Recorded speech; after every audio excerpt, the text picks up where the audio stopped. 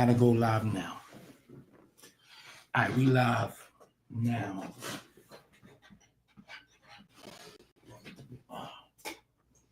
Hopefully that light will come on. Man, listen, let's get right into it, man. I ain't gonna be on here too long, but it's a lot of shit going on. Those are bars too. Peace, everybody. Please make sure you share. And let me tell y'all something. Please be easy out there.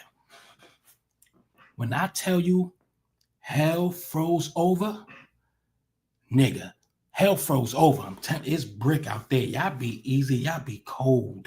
Excuse me. Y'all be warm. The devil is like this. Y'all gonna be down here soon. Nigga, you know the devil chilling. Because nigga, up here, it's cold in a motherfucker. But everybody, again, please make sure you share. I'm waiting for the notification comes in. Everybody. I need everybody to share. If you haven't shared, we got issues. All I'm asking is share this live. DJ 804, peace to you. Please make sure you share, sir. Now, we're going to get right into it. And I just seen something because I just got off a little while ago. I feel sorry because Donald Trump has signed a bill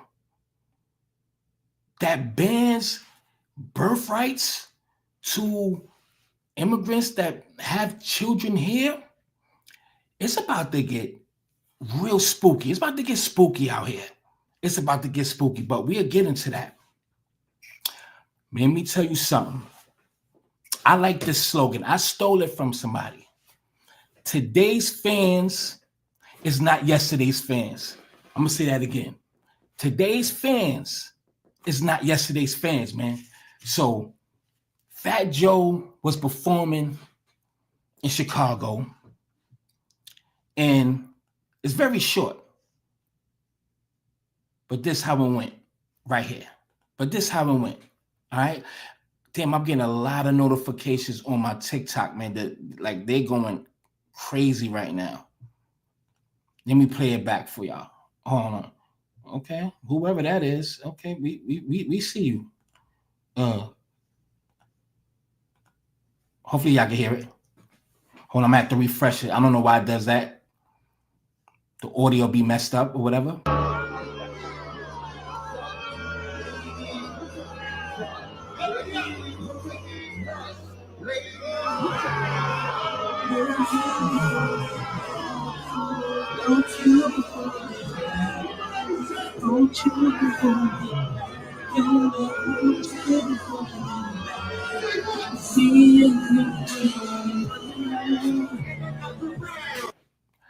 You see that? I'm gonna play it one more again. Maybe try to see it.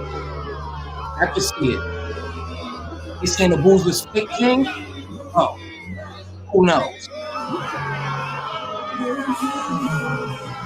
I'm still gonna play it.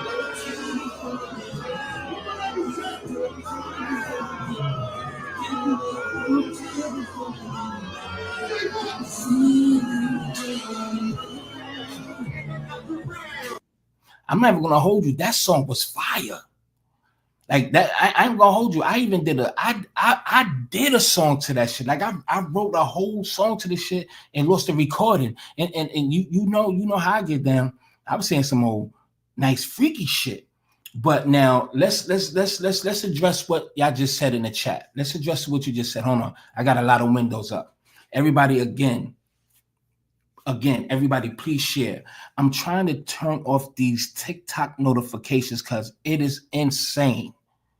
Like, hold on, because it's really all over my screen. Y'all can't see it, but it's a lot. I'm just gonna. I think it's just gonna turn it off for right now, like, because the video I put up last night is about to reach a million views, so it's going crazy on TikTok right now. I put up a video which we're gonna look at as well. Matter of fact, I'll just put it there real quick. But let me address what y'all saying in the crowd. Like this video right here is almost 1 million already. Well, 500,000, right? But we'll get to that in a few moments. But let me address that. So they're saying that it's real or it's fake. Either or, it doesn't matter because it's going to happen.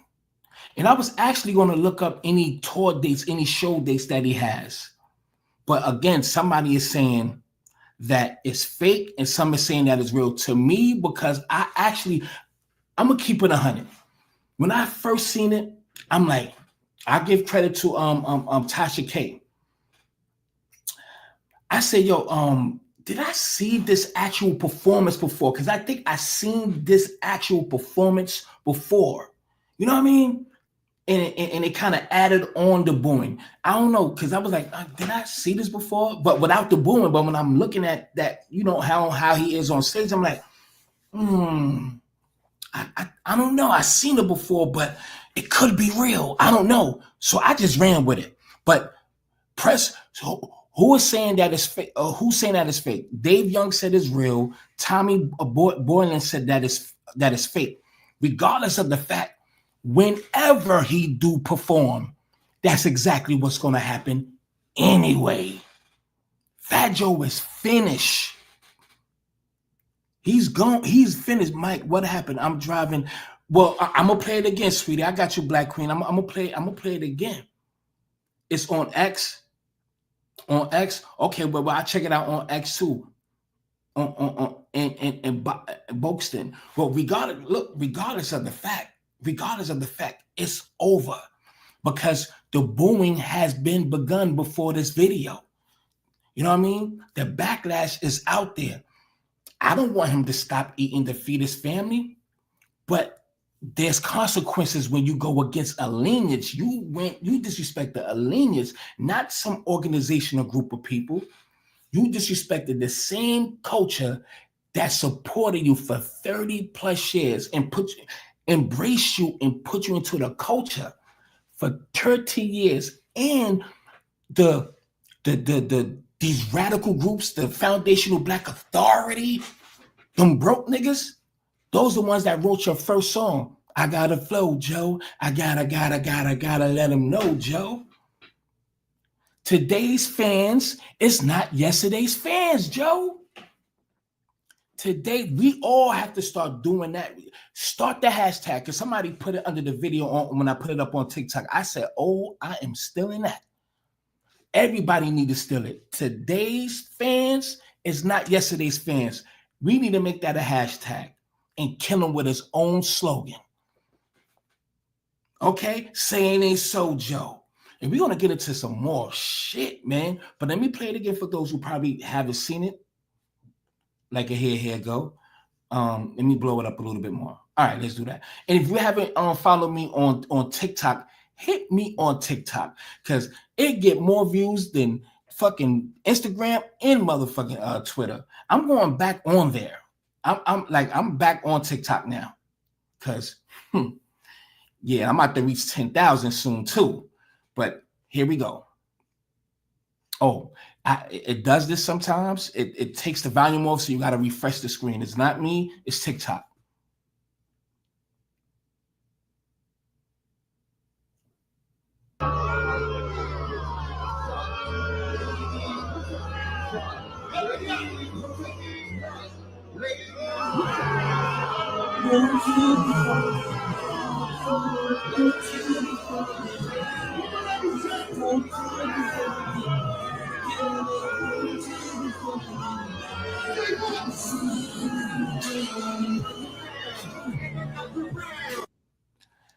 Now, who's to say? I'm gonna look it up on Instagram as well.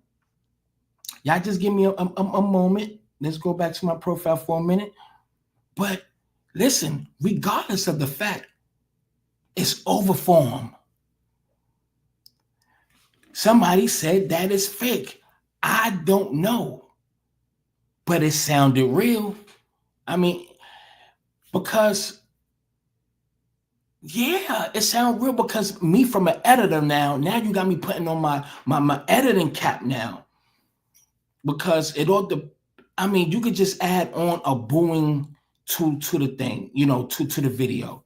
because you hear his voice, you hear the music in the background. I mean, it's not that hard to co-opt the video. I'm just saying it's not that hard to do so. But at the end of the day, if anything, that's going to set it off anyway. Whenever he's going to be doing shows in Dubai, he's going to be doing shows in Turkey. I mean, all the money is overseas anyway.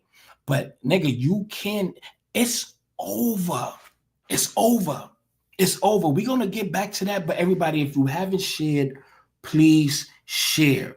There's other things that I want to get into right now. Please share if you haven't shared. That's all I'm asking you. But let's just stay. Let me stay on that topic real quick. With Fat Joe, here's the thing. The time has came. This is what happens when you go against a people that was open arms to you, man. And this is for any and everybody now. Like it's totally different. You can't be afraid and ashamed of your culture, your lineage, you know, because a lot of us have. I give. Ooh. All right. Well, it's a little bit to have something to do with it, but all right. Me and my child's mother, right? We went to her parents' barbecue. Was it 4th of July? This when I was living in Jersey. Amari's mom, my son's mom. So we all went to her aunt house.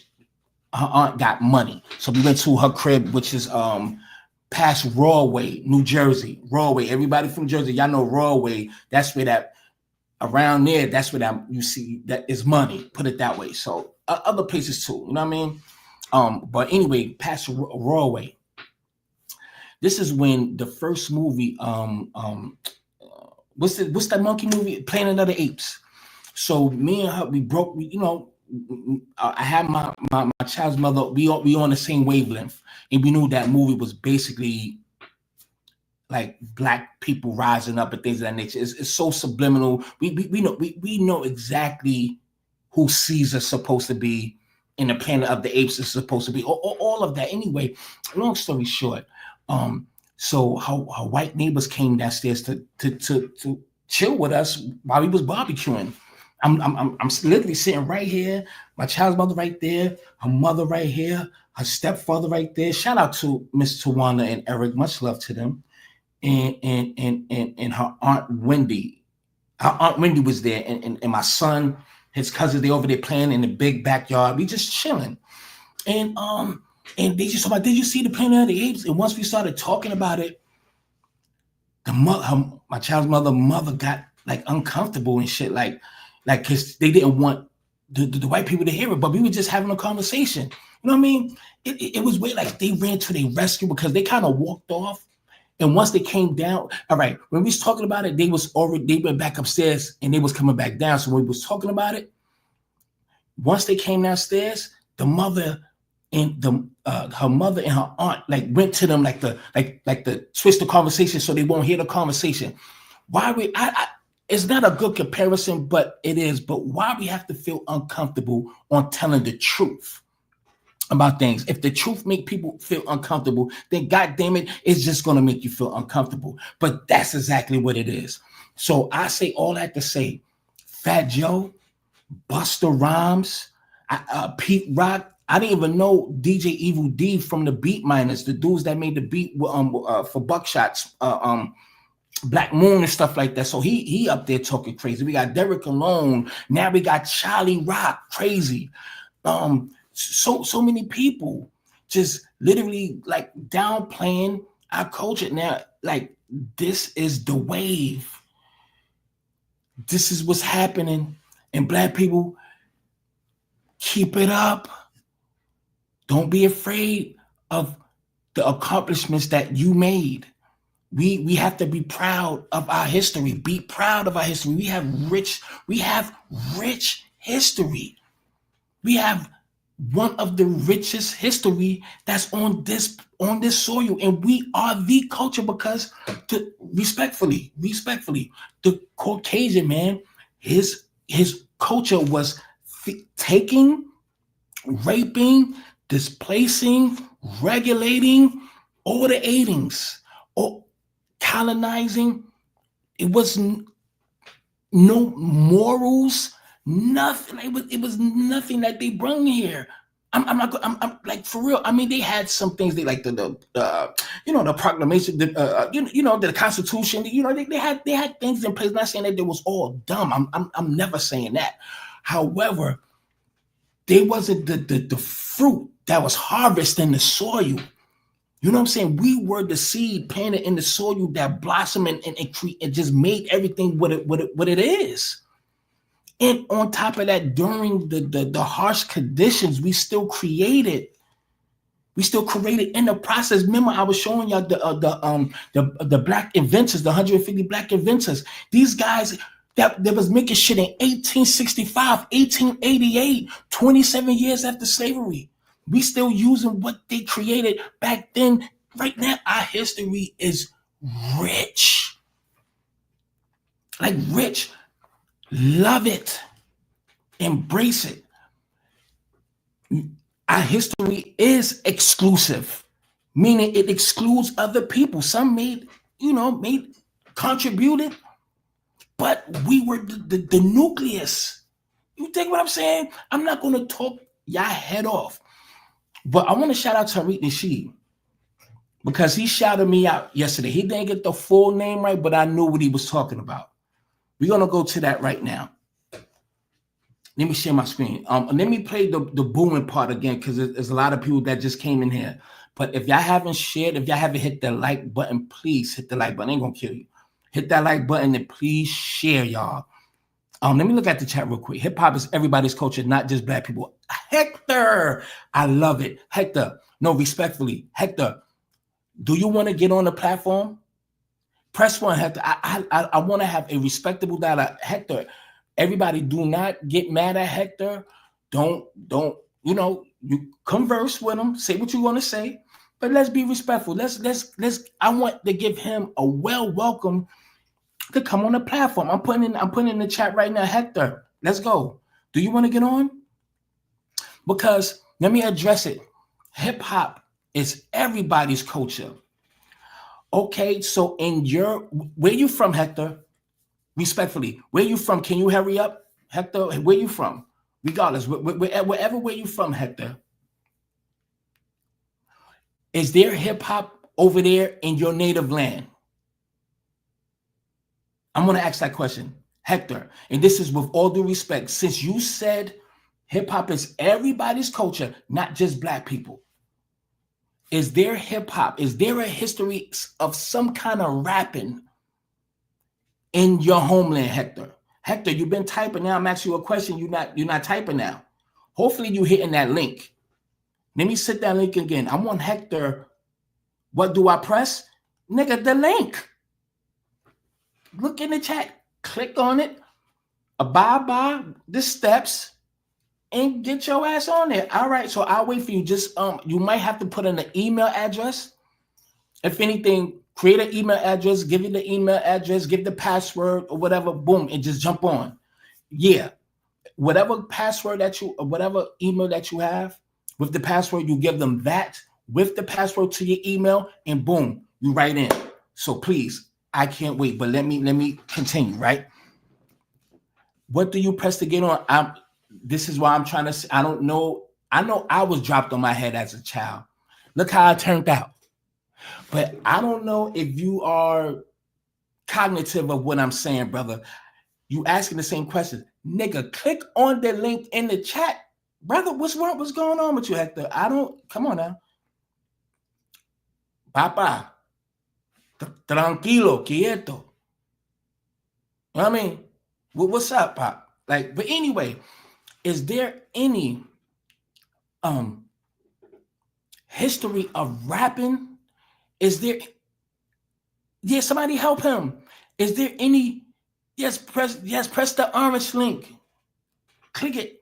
Is there any history where your family is from? Is there any gospel hymns culture that was there? Is there a funk history that y'all have there? Is there anything that's from your country, your traditional culture? Is there anything remotely close to the Black American experience? Meaning culturally, the music, the way of talking, all of those things. I would like to know those things because that's what hip hop is. Hip hop is again, the musical expression of the culture. That is all. And the nucleus of that culture is Black culture. If there was no such thing as if just say if Black people the Black Americans culture was like just totally different. Let's just say we were just totally different.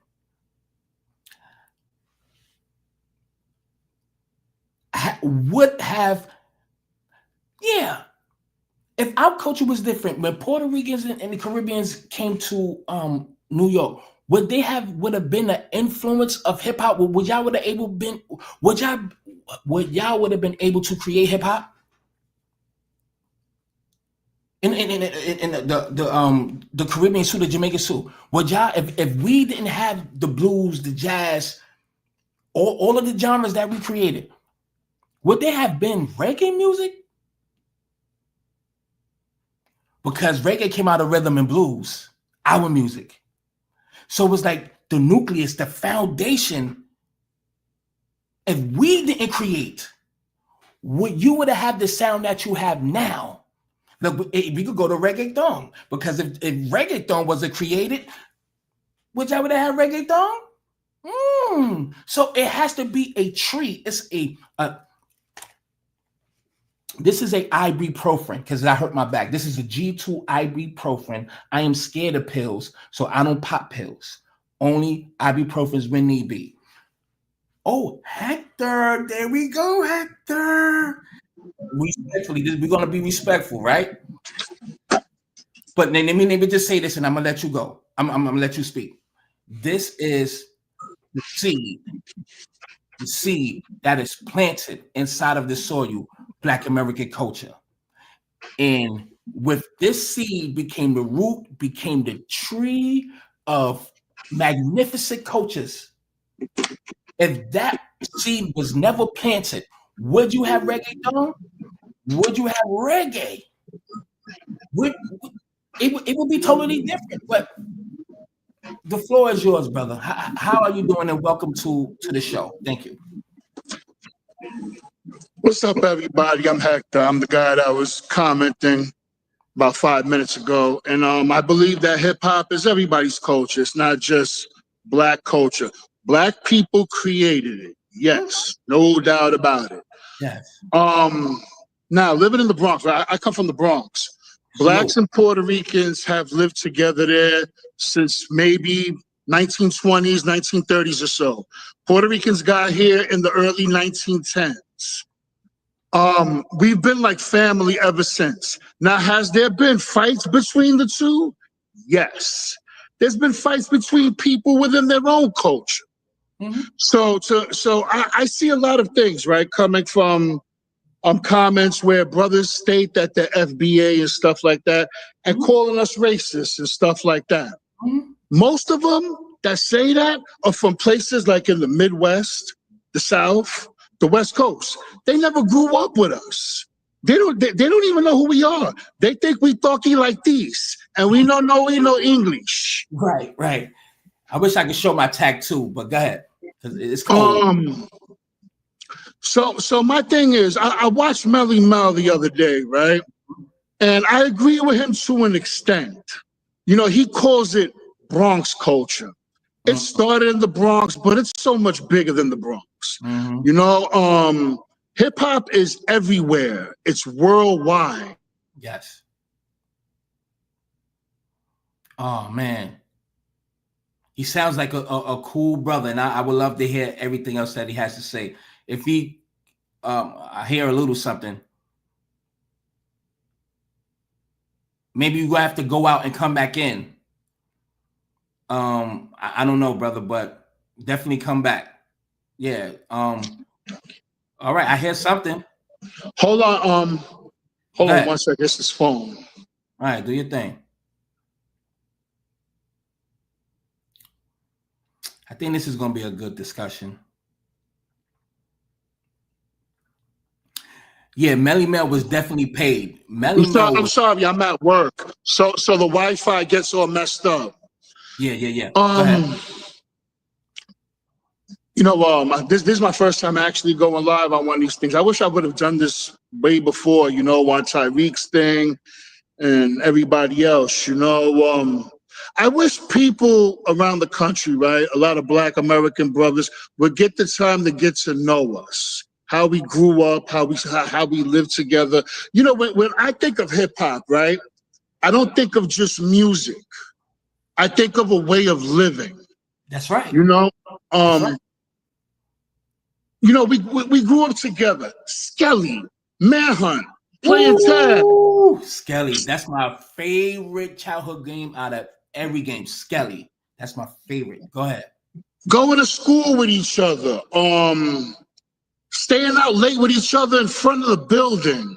Our mothers calling us upstairs. Out the window. My friend Jamal, his mother, him asking my mother, can I stay over his house? Right. You know what I'm saying? We lived together. We thrived together. We caught cases together. Right.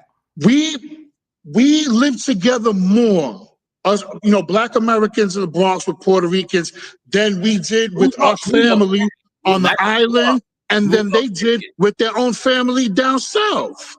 Yeah. We were with each other every damn day. Mm-hmm.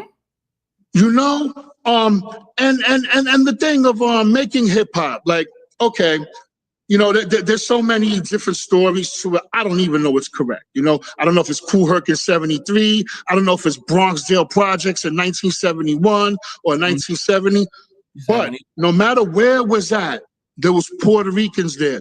Do you think the Puerto Ricans just stood around and just looked and said, oh, that's nice what you're doing, and just admired it from afar and didn't say, hey, let me get into this too? Come on. That's not, see, what we're saying. We're not saying that y'all didn't do that. Yet some of y'all did participate in it. I'm from Brooklyn. I'm from New York. So how I was living up there in the Bronx, it's the same way in Brooklyn. I grew up in the projects. I hate to say project, baby, but I all my life I lived in the projects, like for 30 plus years, right? So I know the relationship between Blacks and Americans. But when we're talking about culture, because now let's stick to the Bronx. A lot of everybody was in the same neighborhoods. Some played together. But we talking about the 70s. We talking about the Nomads, the Savage Skulls. We talking about the Black Spades. We got all of those gangs. There were some Latin gangs that wasn't fucking with Blacks. There was some that was too. There was clashes there. So it wasn't like it was all peachy. Now, when you talking about being in the parks and stuff like that, you got the Puerto Rican with the ices. I used to get them shits too. The big ass block of ice with towel. I love them shits. It's about piraguas. Yes. And in the park playing handball, we playing basketball, y'all playing y'all music, playing y'all dominoes, we jamming, we playing this, that, and the third, doing our thing. And the traditional Hispanics, the traditional like Mama and Papa and Titi and all of them and shit like that, they didn't want y'all to play with them Negroes because it was jungle music. And even Charlie Chase said the same thing. Like his own family, his own people's like, why you hanging out with those cocolos, those little molenos, and listening to that jungle music? So it was a divide. And I land my plane by saying the ones that did really fuck with the Blacks, it was almost like they was going against their parents because their parents was telling them, don't fuck with them niggas. But the ones that did, they became the homies. But in our land, they came into our culture. We embraced them. So now, as time go by, the ones that loved the culture that was embraced, they are acting like that culture that embraced them. So, and that's what birthed hip hop as well. The culture. So regardless of anything, the culture is Black American culture. But hip hop is so vast and it's spread around so much.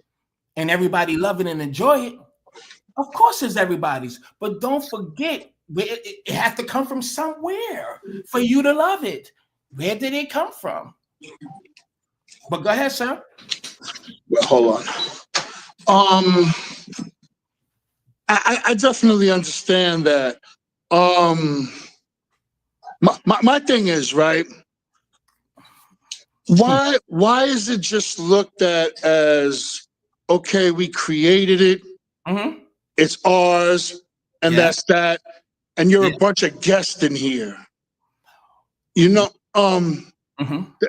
Especially that word guest. Oh my God. You know what that word guest reminds me of? Court. When you live somewhere for over 30 days and you got squatters' rights. You know, we've been in here we've been in it since God knows when. Since, maybe the mid 70s or so. I'm not sure. I'm not sure whether to go by Charlie Chase or not. Because from what I understand, he came around. Go beyond him, like DJ Taz from Bronx River. Bronxdale. We got Tex Hollywood. You talking about? Tex Hollywood, Tex D Hollywood, Charlie Chase, Prince Whipple Whip, and I think that's it. Those were the three main Hispanic pioneers. You can't go beyond them because there's no one before them. So that's the initial starting point, or reference point. So that's why we are saying, and then we have to understand something too. The reason why this movement is the way it is not because we just came out of thin air. No, we have been talked about for decades. We don't have no culture. We lazy. Y'all ain't create nothing. All these fucking things. All of that. We've been pushed out of our own creation and we don't even get credit. Let me ask you this question. Do you think Black Americans deserve the credit for creating this? Yeah.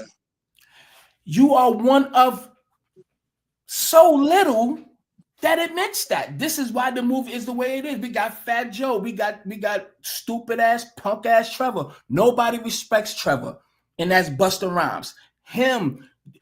They didn't started it. They reignited the rumor, and they got arrogant and started going on platforms. The Latin Music Festival a good 7 years ago, and Fat Joe saying the 50-50. And it's like sometimes if you keep poking at somebody, they're gonna wake the fuck up. And now since we woke up, everybody mad now.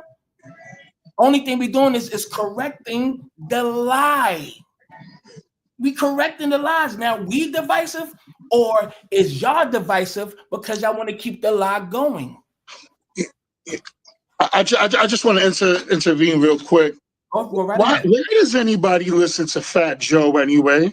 Sometimes I wonder if he was just joking or he was just trying to start something just to see how it goes. Because we know, come on, we didn't put 50-50 into that.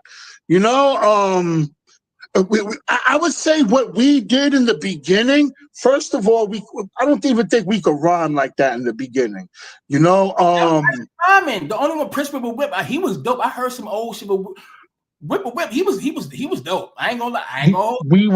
We were possibly DJs, but the most we were doing was dancing, b-boying, giving out flyers, carrying the milk crates of records upstairs. We participated in something. We didn't just stand around, but 50%, no, I wouldn't give us 50%, but we started putting more in as we learned.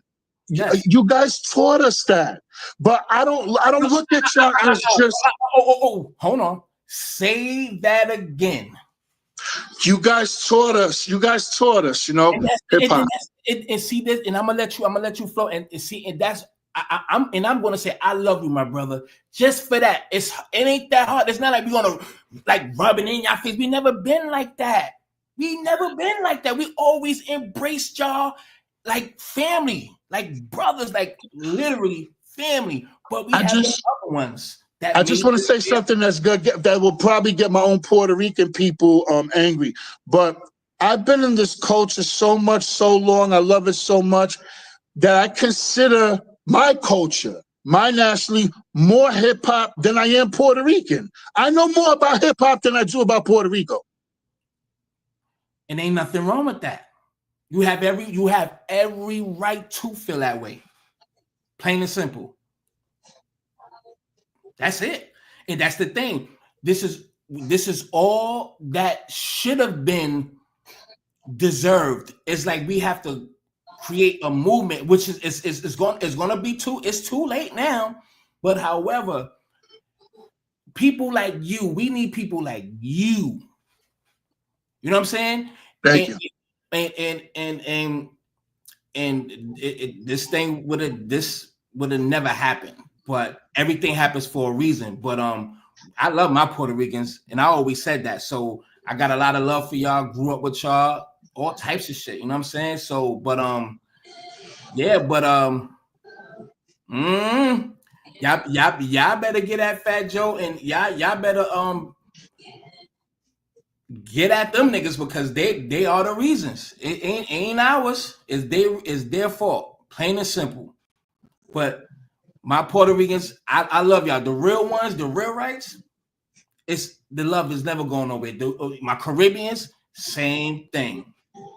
And that's it. I mean, if there's anything else you want to say or share, or it's on you. You got the floor. When it comes to this culture of hip hop, I just want all people of all races not to look at each other by what the government has us as, Puerto Rican, Black America, stuff like that. We are hip hop. Hip hop is its own culture. Created by Black Americans, yes. Mm-hmm. Y'all put us on, though. We love it. You know what I'm saying? And we want to be looked at as family, not just people that are contributing. That's right. And that's already there. And that ain't never, y'all family. Y'all always been family since day one. That's a fact. That's about it, brother. Thank you for letting me speak. Hey, man, thank you for coming on here. I appreciate you. And I'm going to cut this up and I'm going to put this particular part out too. So I appreciate you, man. Thank you. We need more like you, but we appreciate you. Stay up, Hector. You too, man. Thank you. Salute. Salute. Peace. Yes, sir. That was beautiful, man. See? That's what the fuck I'm talking. See? Was that so hard? Everybody that's in here, please hit the like button and share if you haven't. But what's that so hard? And somebody put something in the chat. Let me find it. Because the Puerto Ricans that's in New York, their own people in Puerto Rico, they don't even claim them as real Puerto Ricans. That's why it's called Neuro-Ricans, like New York Ricans, Neuro-Ricans. I was just looking at a documentary on that. The Neuro-Ricans that came to New York, they really came. They was coming in and out the early 1900s. A lot of it was due to working visas too. I'm not just talking out the side of my motherfucking lip. And there was some that were just fleeing here from Puerto Rico due to all the stuff that was going on their island. So a lot of them literally got away and literally fled from their country to come here. But in 1950, that's when the influx, really the 1950s, the 19s and the 20s, it was working, going back and forth. That's what it said. But in the 1950s, I said 70s, but the 50s, that's when they started coming in here legally, voluntarily, keywords. But they came and had their own culture, and they all stayed like in like a Spanish Harlem and things of that nature. They all was in Manhattan, and they had their own culture. It was nothing like Black Americans until they really started mixing and mingling with us in the early 70s. The ones that came in contact with Blacks, that hung out with Blacks, that particular generation of Puerto Ricans, their culture began to shift from their traditional lineage or their traditional culture, because they started incorporating our flavor into this. So they became more like us, but in their own way, but more like us. You know what I mean? That's the new generation of people. And I'm going to land by this because I have to say this again. From the 1970s, when y'all intermingle, when those who intermingle with our culture, y'all had babies with each other. And even if some didn't have any babies, but had babies with each other, culture, whatever, when that child grows up, they are growing up in a culture where Black and Puerto Ricans damn near literally act just alike. So when a decade go by, we got 1980, those kids that grew up are not conscious of or aware that the life or the generation that they living in, they're not aware that how you're acting, if you acting hip-hop-ish or whatever, you're acting like a Black American.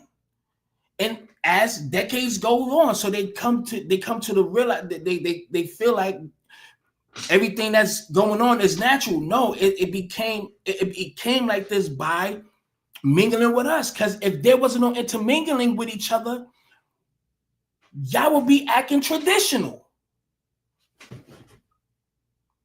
I hope I'm making sense. If I ain't making sense, kiss my ass. Hopefully I'm making sense. But that's just real because I'm not killing myself with that shit again. And my lips is dry. Let me play Fat Joe shit again. Hold on. Please follow me on TikTok if you haven't. I gotta refresh the video.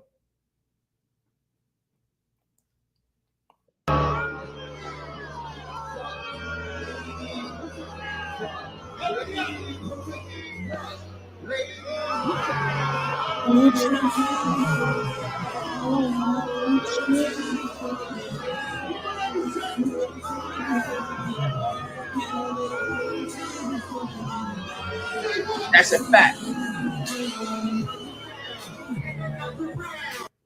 Now they say it's fake, but some say it's real. At the end of the day, it's still going to happen whenever he performs. He's going to have to perform in fucking a little Havana. He's going to have to perform in Nigeria. He's going to have to perform in New Amsterdam. In Russia, he's going to have to fucking perform in Bangladesh. Plain and simple. Bro, and the same for Caribbean people too. No disrespect to any Caribbeans, no Puerto Ricans, no Africans. I really got more heat for some Africans for what our people really did for them historically. Not all Africans, because I got some real cool Africans that I fuck with.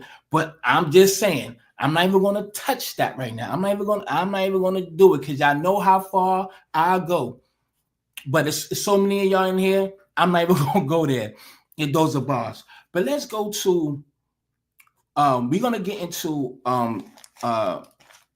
Donald Trump. Oh my God, it's a lot of shit going on. And I'm gonna be honest, I want to say I feel sorry for the immigrants now, but hey, yeah, it's about to go down. It's about to be crazy out here, man. And about those birthrights and child support, we're gonna go to I'm gonna do Tariq.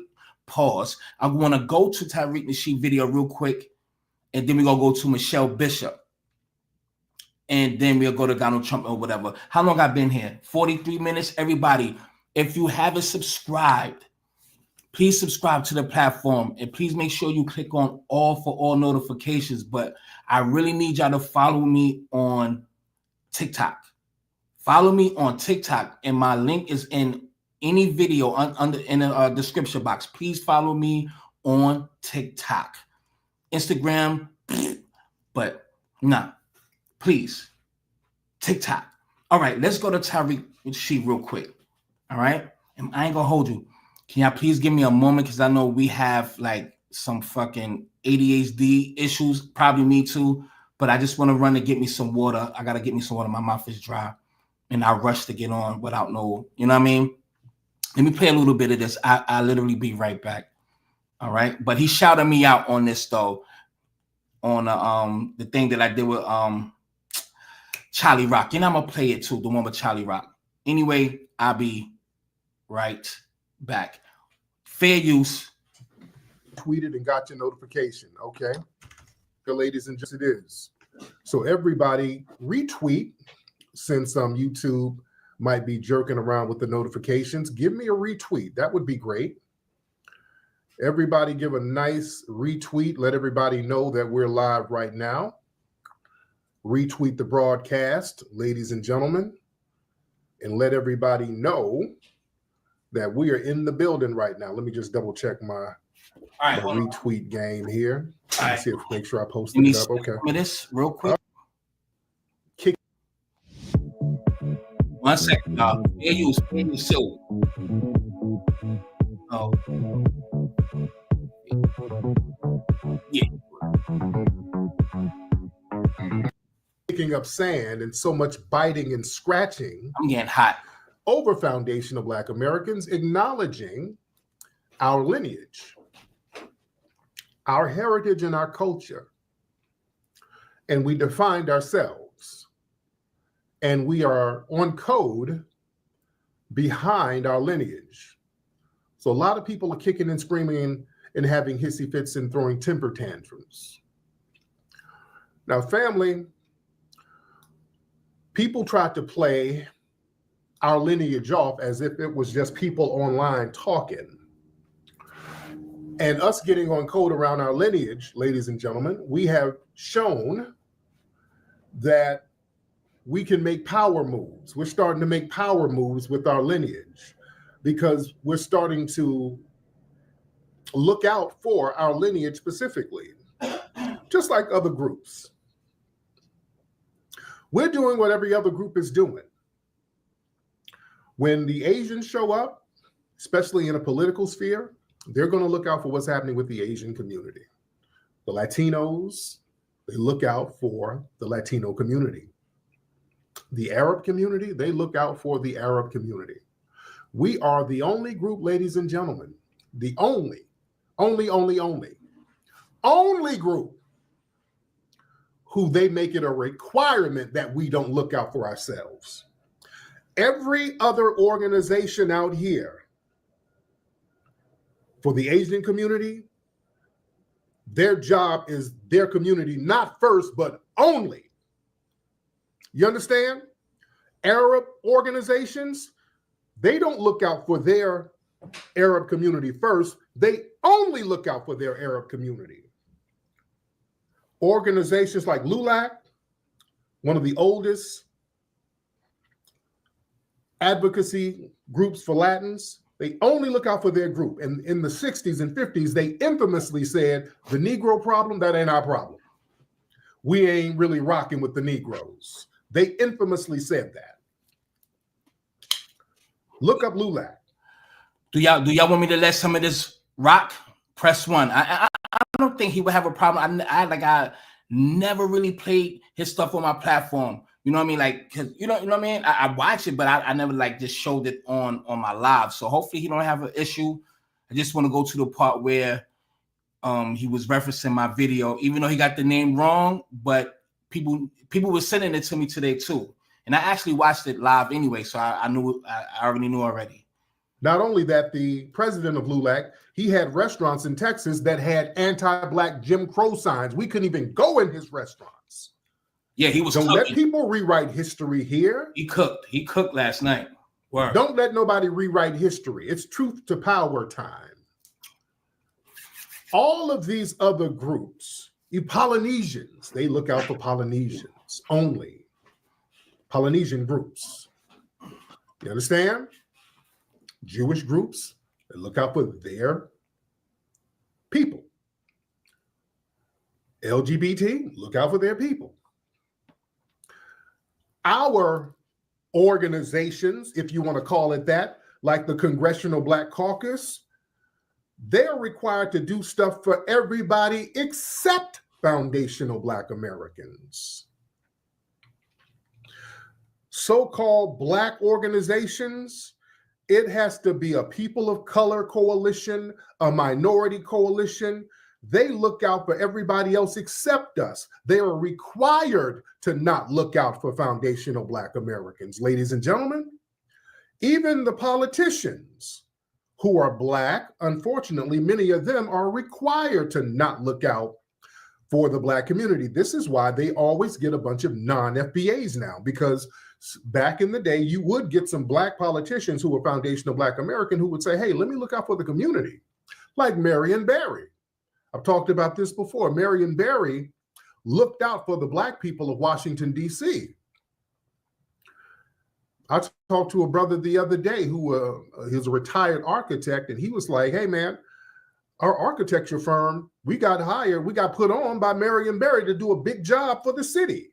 Marion Barry hooked that up for the Black architects out there. You understand? Yeah, he was on the pipe, but he was still doing for the community. There's a lot of them on the pipe. They had to bust him out and try to shame him out of the game. Thankfully, the people in D.C. said, yeah, he was smoking the pipe, but yeah, we're going to put him back in office. Go to hell. Shout out to D.C. Shout out to D.C. Yeah. So family, this whole thing where we are accepting benign neglect, yeah, Andrew Young looked out for the Black people of Atlanta. Yes, he did. Andrew Young looked out for the Black folks out there. Yes, he did. Yes, he did. They don't like that. That's why they got a bunch of tethers that they put in office now. Huh? Well, listen. Harold Washington. Yes, he did. Yep, I was just thinking that too. You beat me to it, Marvin. Harold Washington in Chicago too. Yep. Harold Washington. A lot of those guys, yeah, they looked out. That's why they said we need to get tethers up in here because these Black folks are going to be on cold with each other. You know? Said Marion Barry created the summer job program in D.C. Yes. Mm-hmm. So yeah, Adam Clayton Powell looked out for Harlem. Yes, he did. Adam Clayton Powell was a rider for Harlem. Maynard Jackson, you see, they had to get the Maynard Jacksons and the Harold Washingtons and some of these people. They had to get them out the mix. They were like, no, they're gonna be on code with their people. So we have to kind of bust this thing up. Let's get some non Black American people in here. Let's get some immigrants in here. Here we go. Hi, everyone. I'm Sambucha. Spotter Studios. There's a reason why they started to do that, because they know we instinctively. Now, I'm not going to play his whole live. I'm gonna show that I have to give them in respect. That's his video. I'm going to skim through it, but I'm going to play a little bit more. I'm not going to play his whole video. Y'all could go check that out, but I ain't going to hold you. I watched the whole thing last night. The nigga cooked. Like he was cooking. Like he put his apron on. He had all his ingredients ready. The nigga cooked last night. I ain't gonna hold you. He cooked. Let's continue. We're going to look out for each other as we're supposed to. There's a reason why, family, the Congressional Black Caucus, the majority of them are non-FBA. That's not by accident. That's not by accident, ladies and gentlemen. Yeah. So family, it's very important for us to stop the benign neglect policies and then talk about how important it is for us to look out for the people in our lineage, as do every other group. Every other group does this. There's nothing wrong with that. I want us to stop thinking that it's divisive and there is a stigma to us looking out and elevating and empowering the people from our foundational Black American lineage. There's absolutely nothing wrong with that. Now, I see why you said you out DJ A1 the choice. You said Blacks are the weakest right now more than ever. Like, why you have to be other than non-FBA to say something like that? But it's all good. Well, thank you for watching, man. I really appreciate you. Everybody that did not subscribe to this platform yet, please make sure you do if you are enjoying yourself. And please make sure you hit that like button as well. It won't cost you anything. And please make sure you share. I know that's a lot to say, but goddamn it, do it anyway. Bars. us getting on code around our lineage, we've been throwing the weight around a little bit. We threw the weight around with the Democrats and made them crash and burn in the last election. They're still salty because of that. People like Fat Joe, we saw what happened to Fat Joe. Fat Joe tried to get sassy with the foundation of Black American lineage. And he learned the hard way that it's a very brand new day. People are standing on lineage business, and they got him out the paint. He got tossed from the BET Awards. He's not hosting no more.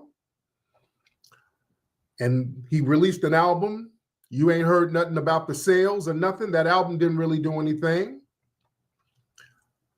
And some interviews he did talking greasy, they had to get taken down about the lineage. So it seems like Fat Joe, because there was some conversation about the movie Microphone Check and the presence of Latinos in the early creation of hip hop, which was non-existent, all right?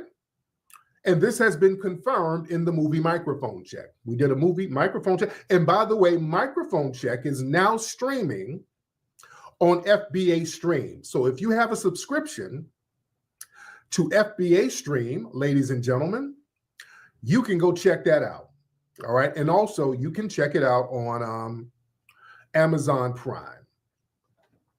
So they got Fat Joe out the paint. So Fat Joe, it seems like Fat Joe went to Melly Mel for a lifeline. And Melly Mel had to come out defending him. But before we get to Melly Mel, it seems like a couple of phone calls were made behind the scene because Charlie Rock, who was one of the original Zulu Kings, who's in the movie, phenomenal in the movie, told the truth in the movie. Charlie Rock popped up. He did an interview on, it was another gentleman's channel, All Access Hip Hop, something like that. I can't think of the name of the channel. Now, God damn it. I wish the nigga would have said All Fire Access Media, but a lot of everybody knew what he was talking about. But salute. Thank you for at least acknowledging that shit, because Charlie Rock definitely misbehaved with his grown ass. He misbehaved like a damn small little adolescent, you know what I'm saying? He too old for that shit. Melly Mel had to come out defending him. But before we get to Melly Mel, it seems like a couple of phone calls were made behind the scene because Charlie Rock, who was one of the original Zulu Kings, who's in the movie, phenomenal in the movie, told the truth in the movie. Charlie Rock popped up. He did an interview on, it was another gentleman's channel, All Access Hip Hop, something like that. I can't think of the name of the channel, but solid brother. So the Charlie Rock was up there. I can't say he was backpedaling because Charlie Rock didn't really backpedal, but he was throwing shade at the lineage, which he's of the lineage. And he's acknowledged that his lineage is foundational Black American. So it was a real strange thing Charlie Rock was doing. I can't even say it was backpedaling because he didn't really change his stance.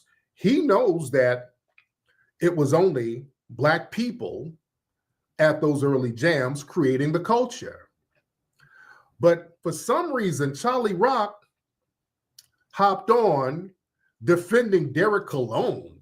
It was real weird. I don't even know where he was coming from with it. He kind of threw a little disrespect my way, which I didn't understand that. And the host was trying to get him to elaborate, and he wouldn't really elaborate on anything.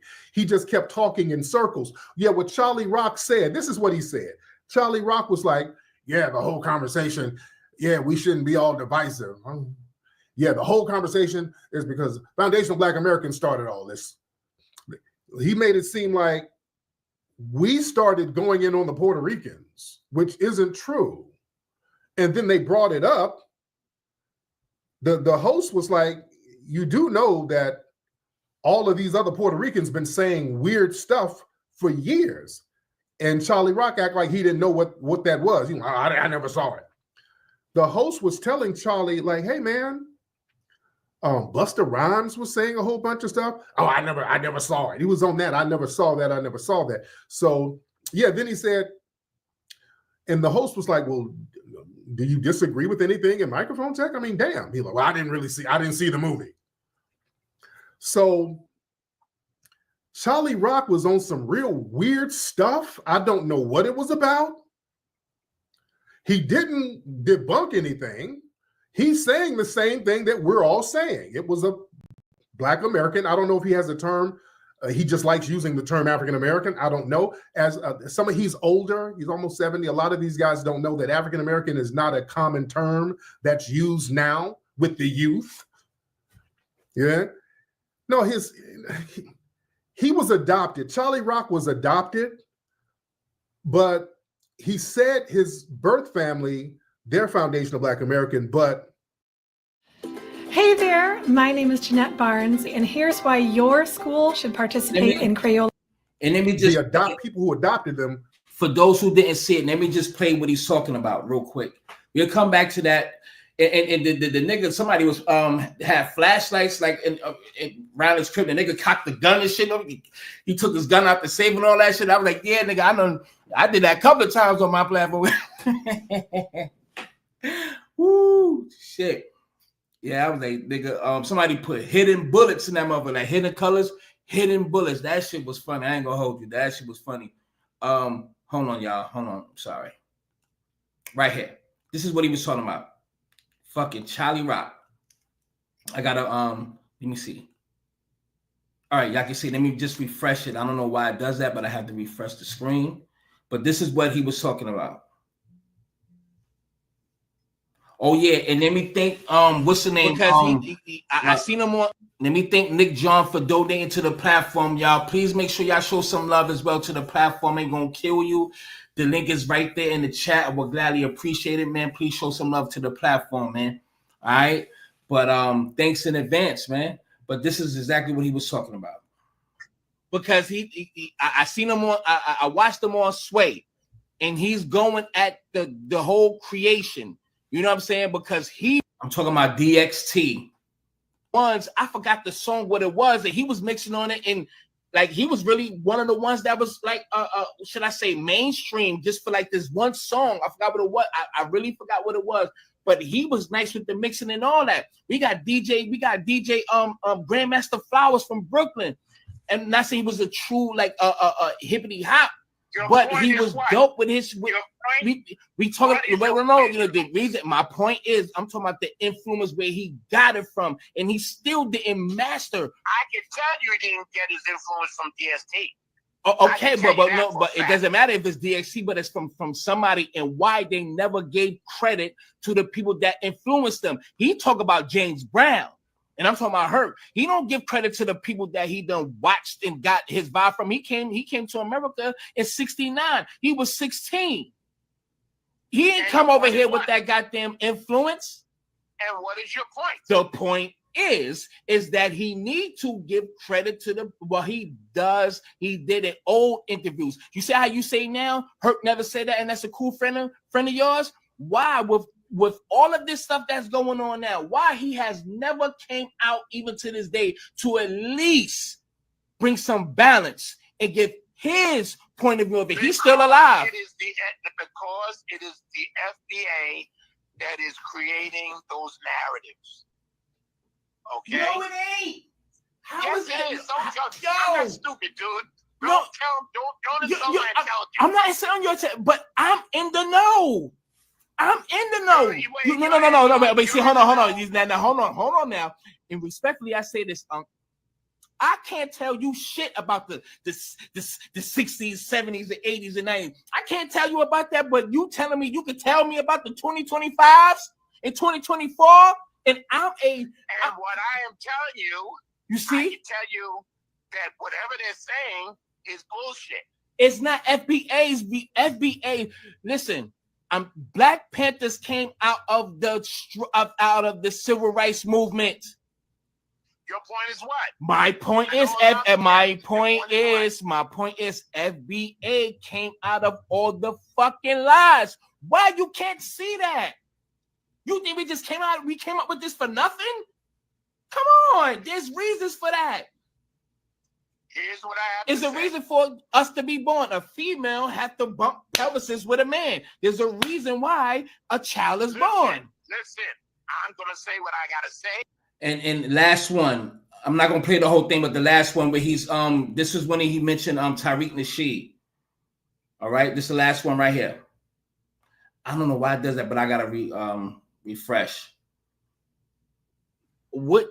Because I definitely didn't have no questions for DJ Facebook. Can you explain again what was he lying about? Because a lot of the stuff that he let me skip. Let's go to Tariq Nasheed. Was saying far as I just said, see, that's why when you attack my spadism, you know the team, but it's whatever it is. He wanted that smoke. Period. So and the only way, stay away from me. Keep my name. I ain't gonna lie, I should have edited it better. Keep it out of your mouth.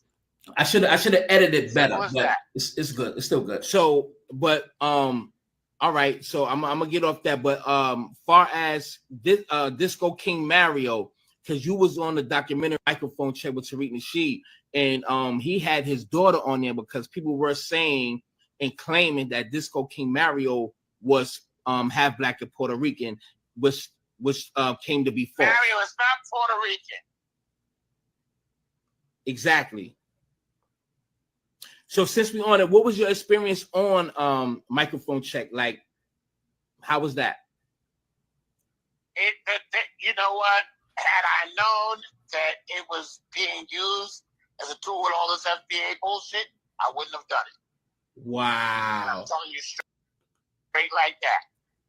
But to be honest, I don't think it was on that. I think I feel it. I don't think it was for the FBA stuff. It was just to correct the lies. But all right. Here's the question: when you did the documentary, and you looked at it after it was all completed and done, I have not seen it. Still to this day, you haven't seen it. It.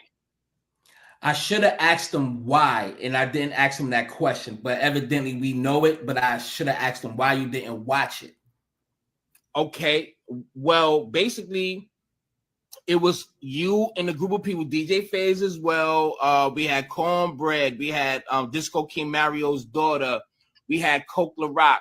I'm saying we, like I fucking co-produced the shit, but y'all get what the fuck I'm saying. Had Shyrock, shout out to Shyrock, and a lot of others that was basically saying that the Caribbeans or the Jamaicans and the Puerto Ricans, they did not create hip hop, but First they participated. I'm going to correct this right now. I've never heard any Jamaicans make that claim that they created hip hop. Never. Busta Rhymes. Never made the claim. Busta Rhymes. And I should have said it that even Cool Herc said it. I'm gonna play that video. I'm gonna play just a tad bit, like less than a minute, and I'm gonna play exactly what Cool Herc said out of his mouth. You heard what he said, right? He never heard no Jamaican say it. Busta Rhymes did. But go ahead, sir. I only talk to people who I know was there. All right, we're gonna leave that one alone. But anyway, the full interview was really fucking good. But for those who didn't hear,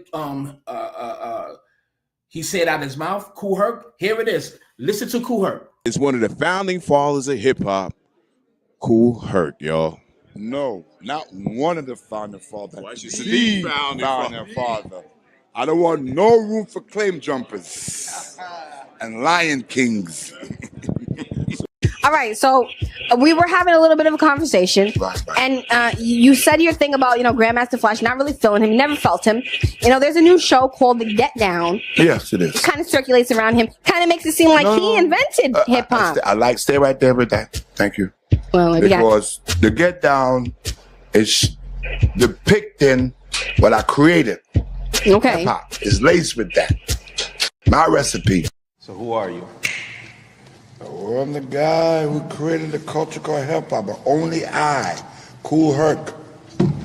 No Bambaataa, no Flash. I'm not a copycat, no disrespect. Are you a happy person? I am happy. I am happy. I'm here. I'm very much happy to see what I started. It's something comes from a humble beginning, an immigrant story, and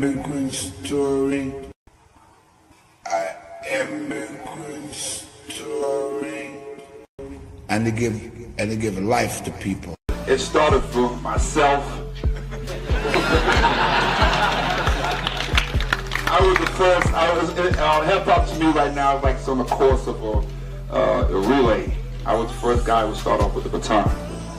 You know, I started off like that, and the origin, West Indian background. You know, I was born in the West Indies, from Jamaica, Kingston, Jamaica. Now, there you have it. This is why we have to delineate from that narrative and basically highlight, correct the lies, delineate, keep motherfuckers at bay. He's been that footage is from the early 90s, early mid 90s. This is why the damn videotape era is the best, because it leaves footage. We leave evidence. And people forget what the fuck they say back then. Just like Crazy Legs, just like Charlie Chase. All of them niggas is changing their tune. It's crazy how you was once being humble and giving, not even praise, but just giving the credit that's well-deserved to how you got started. It was from the Molanos. It was from the blacks. And I had problems with my own family and my own culture dealing with the blacks. Now, since there's money in the pot, now we created this, we elevated the game. And this is why we wanted to tell the B-boys, nigga, when they dropped it in like 75, 74, 75, 76, when they dropped the breakdancing, the Puerto Ricans picked it up in the 80s. The late 80s. They was already like, it was obsolete. It was obsolete. Niggas is doing the Dougie, niggas doing the WAP. You know what I'm saying? He's doing a WAP, the Pee Wee Herman, all types of. We very creative. When they picked it up, they was dancing in the subways for change. That's what they was doing. Respectfully, this is how they kept it going. They were just dancing and panhandling in the subways. You see how they do it now in New York or in subways, whatever. They panhandling to get quarters and fucking money. They had the boombox. They played the music and was dancing and breakdancing on the damn floor to get money. And right after that, yeah, you know, the rock steady crew was doing their thing and the shit spinning on the head and all that crazy shit. All that. We give you credit for contributing and elevating it. And with the acrobatical shit. Okay. But everybody really have to understand. B-Boy died out literally in mid-80s. Y'all niggas holding on to something y'all have for like probably 5, 6, 7 years. Because don't folk did the joke. I ain't no joke. I ain't see no B-boys in the videos. I ain't seen no B-boys in the Rapper's Delight video. They did the hip hop, the hip hop, you don't stop the rock. I ain't seen none of you. I ain't seen no B-boys in the Message video. Broken glass everywhere. People pissing on the stoop like you just don't care. You can't take the smell, can't take the noise. Got no choice. Runners in the front, runners in the back. Hell, you run the alley with the baseball bat. Get the fuck up out of here. Y'all wasn't even breaking in that video. Where was the B-boys at? You wasn't even in the fight the power. I ain't seen no breakdancers in that damn video. Tell me if I'm lying. Look at all the videos back in the days. You niggas been fizzled out. Before 89 hit, y'all had the short run. We even see you in rock, planet rock. Don't stop. Rock, planet rock. I ain't see you in milk is chilling, gas is chilling. What more? It was like this in the videos. Where were you? Where were you dancers? I got my pajamas on.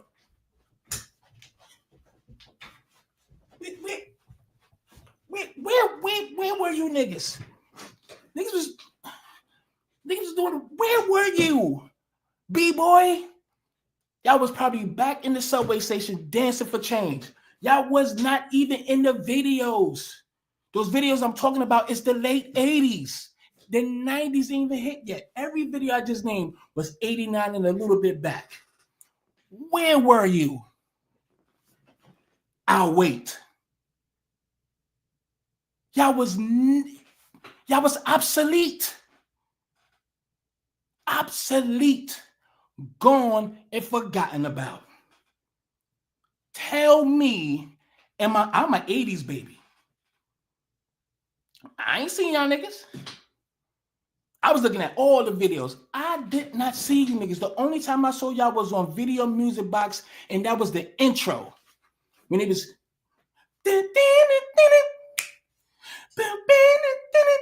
you know, you got the little, just a little short clip of a break dancer.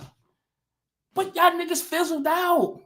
What other videos from the 80s? I ain't seen y'all in no goddamn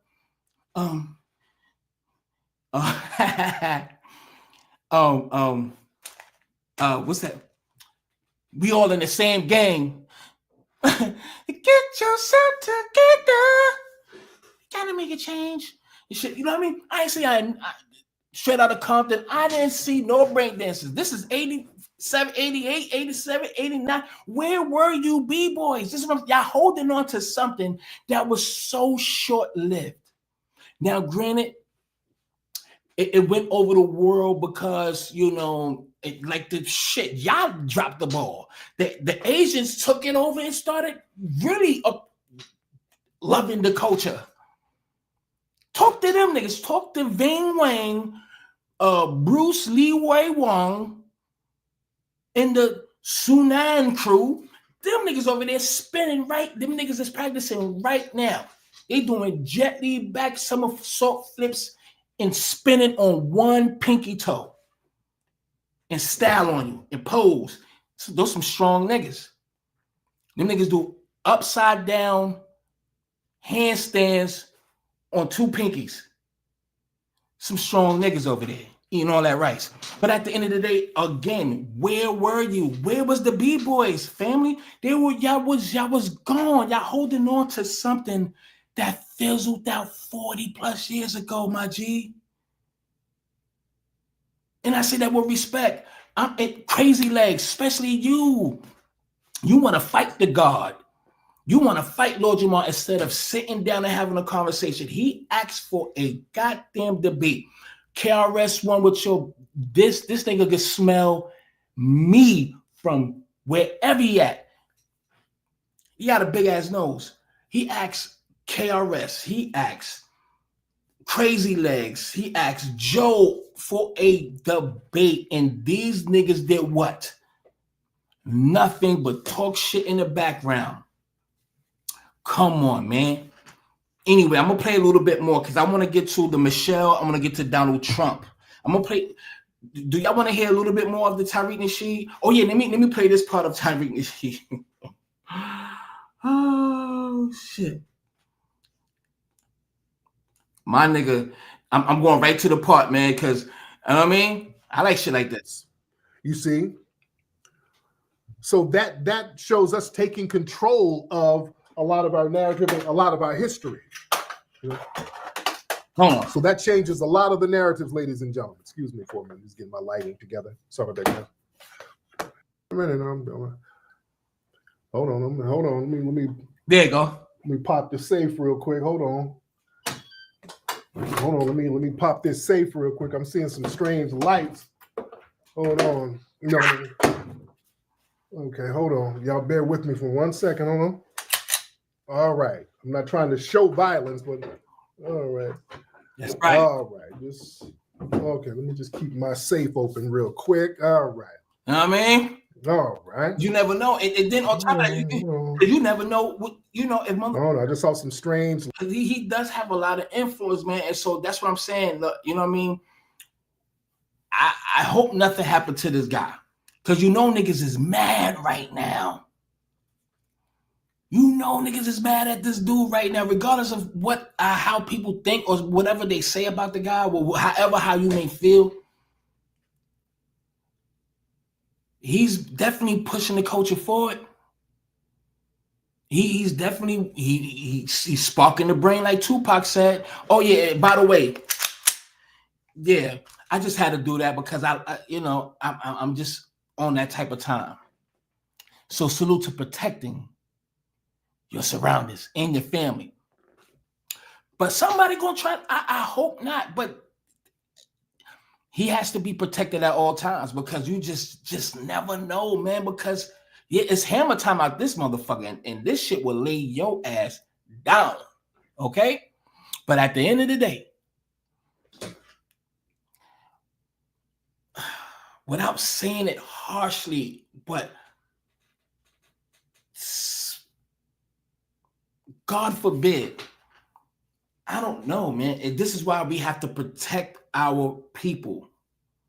You know what I'm saying? Have to protect our people. I heard him say once, because somebody said, I hope somebody kill you. And I didn't like that.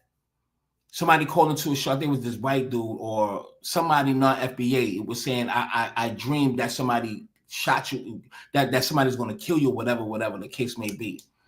And he replied by saying, well, if somebody kills me, I'm going to die a martyr. And there's going to be 1 million of me. And that's absolutely true. You know what I'm saying? But stay safe, my friend. That's all I can say, man. Salute. Keep doing what you're doing. Protect yourself at all times. And if I ever was to speak to him, I always wanted to tell him, stop telling people where you at. If you're in Las Vegas, if you here, don't tell nobody where you at, even though they already may be watching you and knowing your movements. But you know what I mean? I just thought, like, if you just say I'm here and these motherfuckers send one of these fucking crash out dummies and you always be with your family, you know what I'm saying? So, and I say that out of love. I know he's smart enough to know that. So I'm not even playing, you know what I'm saying? Y'all know I ain't trying to be funny, anything like that. Cause I really hope, you know what I'm saying? Protect your family, fam, but don't tell niggas nothing where you at, son. I don't give a fuck. It ain't none of their business, because they can send out a hit team right there and just follow you and all that shit, man. And you be live and saying where you at. And I say that with all disrespect. Don't do that shit, man. You know what I'm saying? But and I say that with respect. So hopefully, if this get back to him some way, somehow, this is out of pure love. Let's keep a goddamn pushing, man. Because I'm how long I've been here? Because I'm not even trying to be here that long. 1 hour 22 minutes. All right. Y'all go watch the rest of this because he was cooking. I ain't gonna hold you. This video right here, he was cooking. The nigga was cooking. He cooked last night. I ain't gonna hold you. I think he got me blocked on there. I don't know why I was trying to put a message in there and it just never pulled up. And I went to my other account and put facts. That shit showed up. So I don't know. Hey, it is what it is. I don't know. But goddamn it is what it is. Salute any fucking how. Let's go to this lady. Hold on. Which one should I play? I'll play it on. Oh yeah. Hold on. Let me play this because since I got it queued up. I'm sorry. Hold on. We're gonna go to Michelle Bishop. But let me play this with me and this piece of shit. Sorry, I got a lot of windows up, so you gotta forgive me. Again, please make sure you subscribe if you haven't. Please make sure you hit the like button. And just for those who probably just came in, let me just play it again, the Fat Joe shit, because there's always somebody that probably didn't see it. So let me just do that out of that. All right, that love right there. Let me just play that again, everybody. Give me 1 second. All right, because some people will look at the title like you talking about everything else, but what's is in the title. You know how people get. We got crazies out here.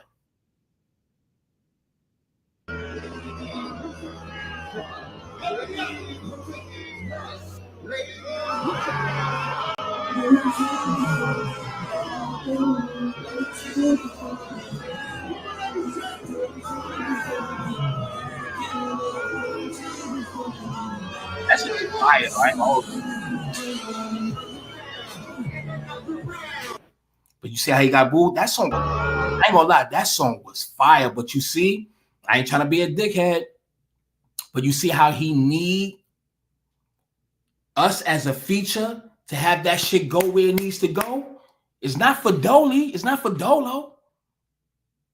You know what I mean? Everyone, every hit that you had, our flavor was in it. You had to add that Laurie season, baby. You dig?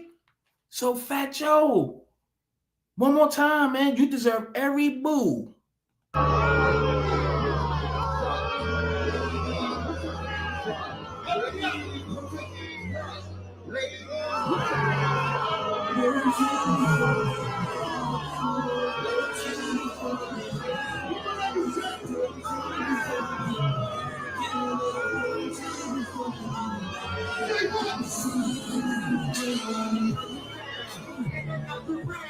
Did you see that nigga, how he walks, man? Like his knees, his left leg, his left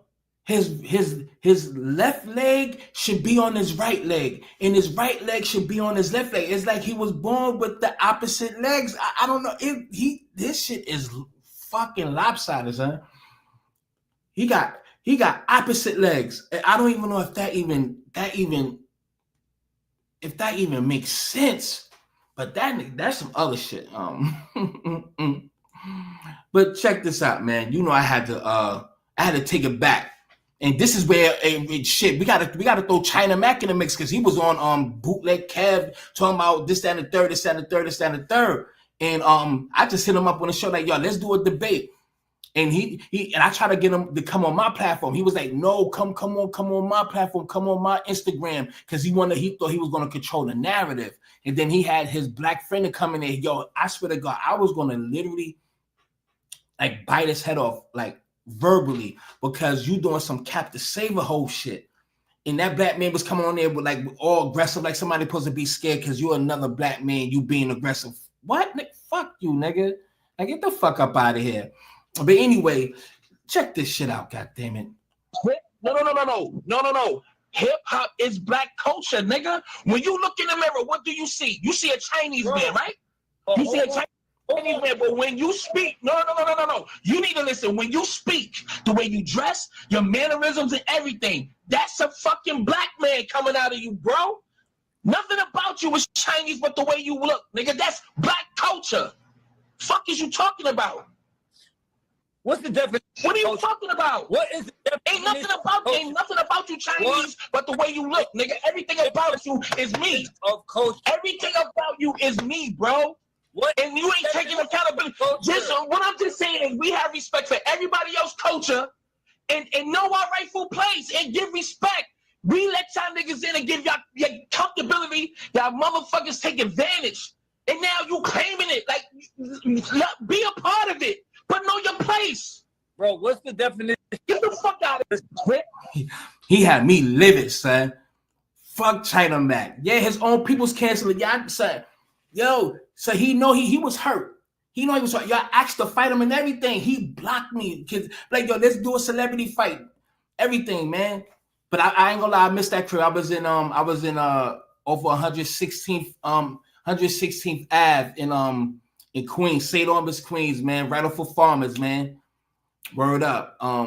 Yeah, right where LL Cool J used to live at, man. Salute the Queens, man. Queens get the money for real. I love them niggas over there, man. Salute the motherfucking Queens. I miss Queens. Word up. Some real niggas out there. And free my nigga Nitty out there, man. Bitches ain't shit. Free my nigga Nitty. Free my nigga Nitty.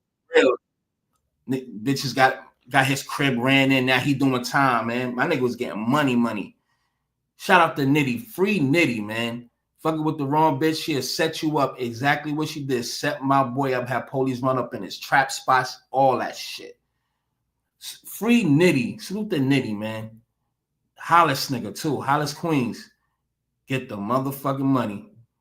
You heard? What I'm about to do. Michelle. Let's go to Michelle. Then we're going to end it with Trump and do some sidebars and I'm out. But everybody, since a lot of y'all still here, please make sure you subscribe. I really appreciate you.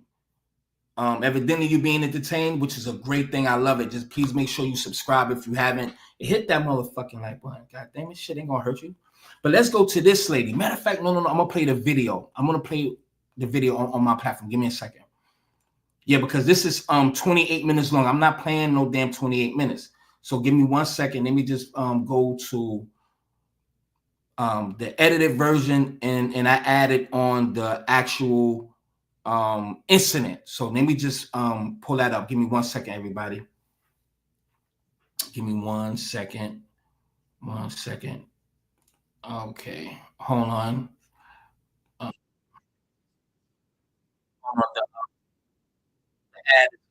One second. All right, let me go back. Damn. All right, there we go. Acting right. Right, here we go. Channels and apps, but you can also tailor your reach from nationwide audiences. Viral access media, and all the things. So I want to jump on here because my Facebook is public, and for those of you guys who are telling me that I owe a public apology, one, I will not apologize for making any sort of racist remark. I am the furthest thing from a racist. I will, however, apologize that my expression could ever come across in such a way, or that somebody could think something of that nature of myself and my family. So long story short, I'm not playing the whole thing. There's a lot of y'all who are, I'm sure, coming to my page right now, not like JB's coming down. Hold on. He says, "This is my house." And I said, "I don't think that it is." And at that point, the only reason that I said that was because truly the awkward encounter of slowing up behind me, talking to us multiple times. I'm in this frantic state. It's late at night. I got my kids, my 2 babies. The lady at the door is not answering. There's no other homes that are well established. I mean, there's construction. It's a corner house. I'm just thinking, oh my gosh, I'm on the front porch. This truck literally is halfway up the driveway. And I was like, my radar was like, nope, I don't think that this. To his house, on his property, in his driveway. This is your house. What's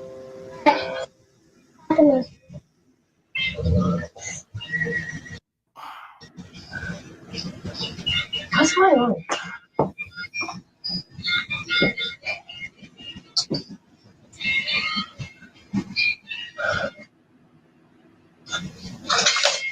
Do you live here?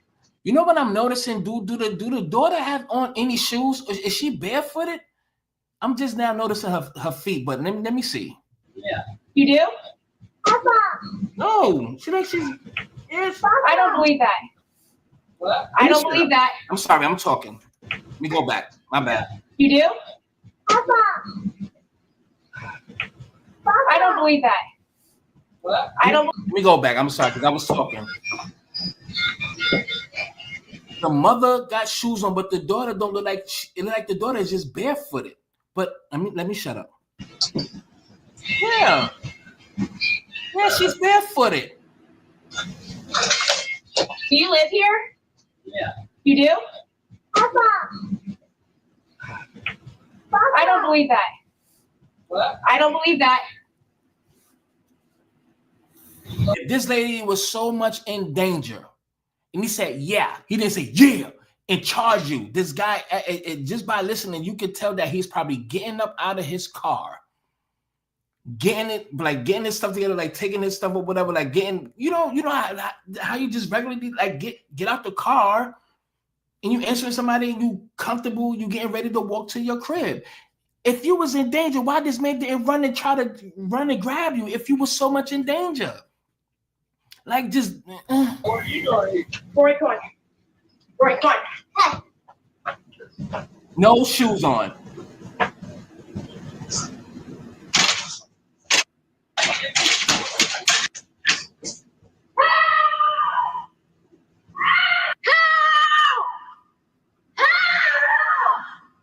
Did someone come here? That was my wife. She got somebody chased her up here, and she had kids. Who chased her? She said somebody in a There was a silver guy truck. in a gray truck, and he came So around the corner, I and don't know if you guys have a I was in the street, and so I come up, and I just have my kids, and so I'm like gonna pretend that I'm coming home, and so I pull up and I start walking to your back gate, and he stops here and he goes, "Are you looking for someone?" And I said, "Nope," and then he sat here, and I was like, if somebody wanted to do something to you, he wouldn't ask you if you're looking for somebody. That's what somebody will do if they coming to their home on their property and they see somebody looking suspicious but non-threatening. Hey, you looking for somebody? Are you at the wrong house or whatever? That's an indicator that he is not trying to harm you. He's figuring out you. If anything, you look suspicious. You on his property. Where? Well, that's my husband. That's why he lives here. Yeah. He lives here. So he came in and he said there's this lady screaming, and I'm like, that's. She got all worried that some. "Scared the crap out of me." How? Yeah. I'm sorry. How did he scare you though? I just seen her in the driveway and I was like, "Are you looking for somebody?" Because I was pulling up out. And I saw someone walking in our driveway too, and I'm like, why is someone walking in our driveway? All right, sorry. She said that someone was following her. So you were walking from there? No, you came this way, didn't you? No, I came down this street right here. Yeah. And I was riding slow because I'm looking at our Christmas lights. Well, you just have to understand my point of view. Being by myself with 2 kids, I just saw a car coming, and so I was like, "Oh, it scared me," and so I just pulled up here, and I kept thinking, this could be his house. But you didn't say, "This is my home." You just said, "Are you looking?" And I was like, I did. When you was on the porch, you asked me, "Did I live here?" I said, "Yeah." And you said, "No, you don't."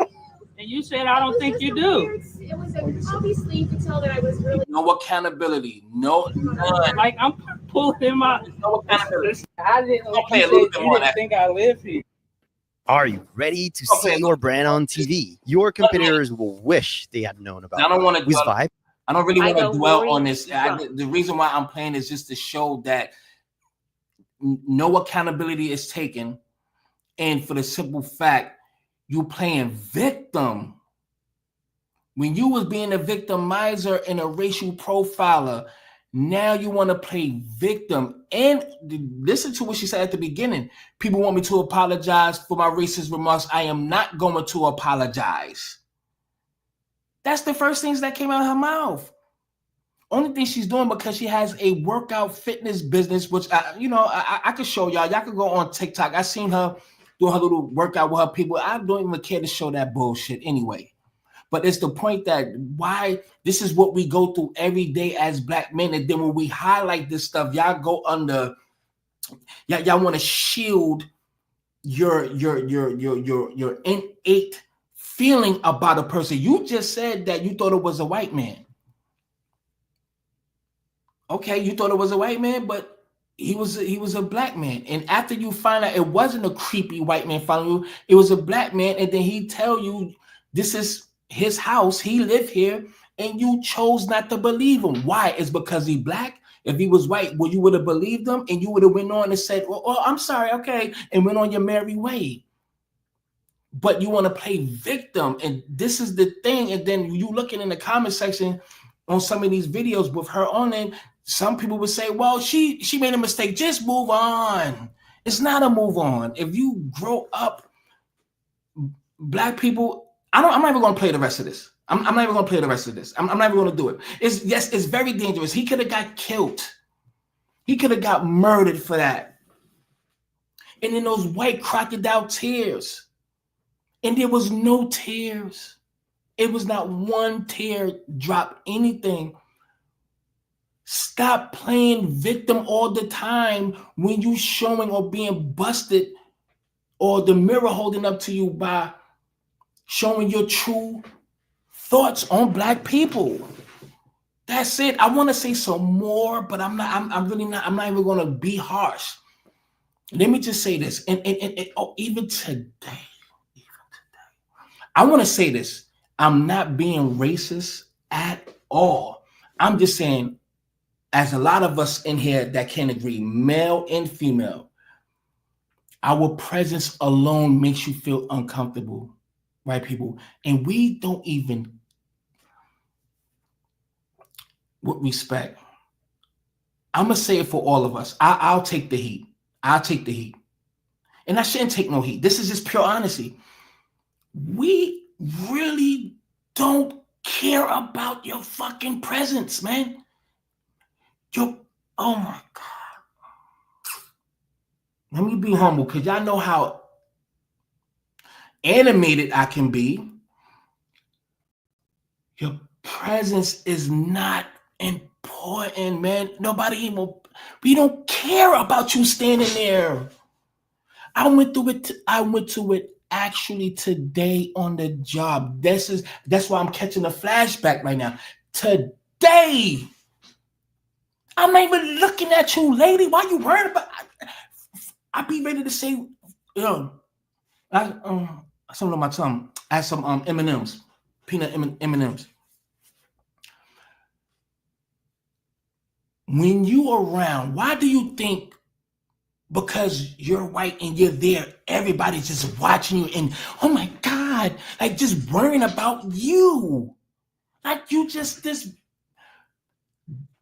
like a human diamond ring and everybody just ready to snatch it. Nobody fucking cares about your presence.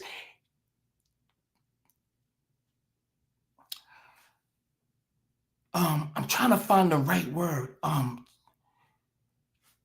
I say like how y'all say, get your head out your ass. Please. Because nobody is not thinking about you. Stop thinking you're that important when you're not.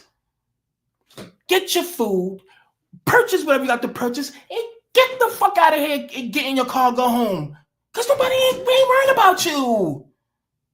Get the fuck out of here and go home and go eat.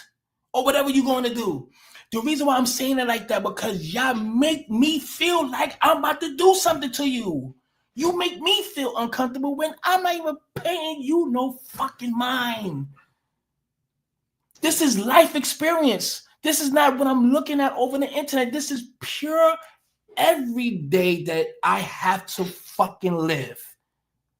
Black people is under a 24-hour, 7-day a week, 365-day smear campaign.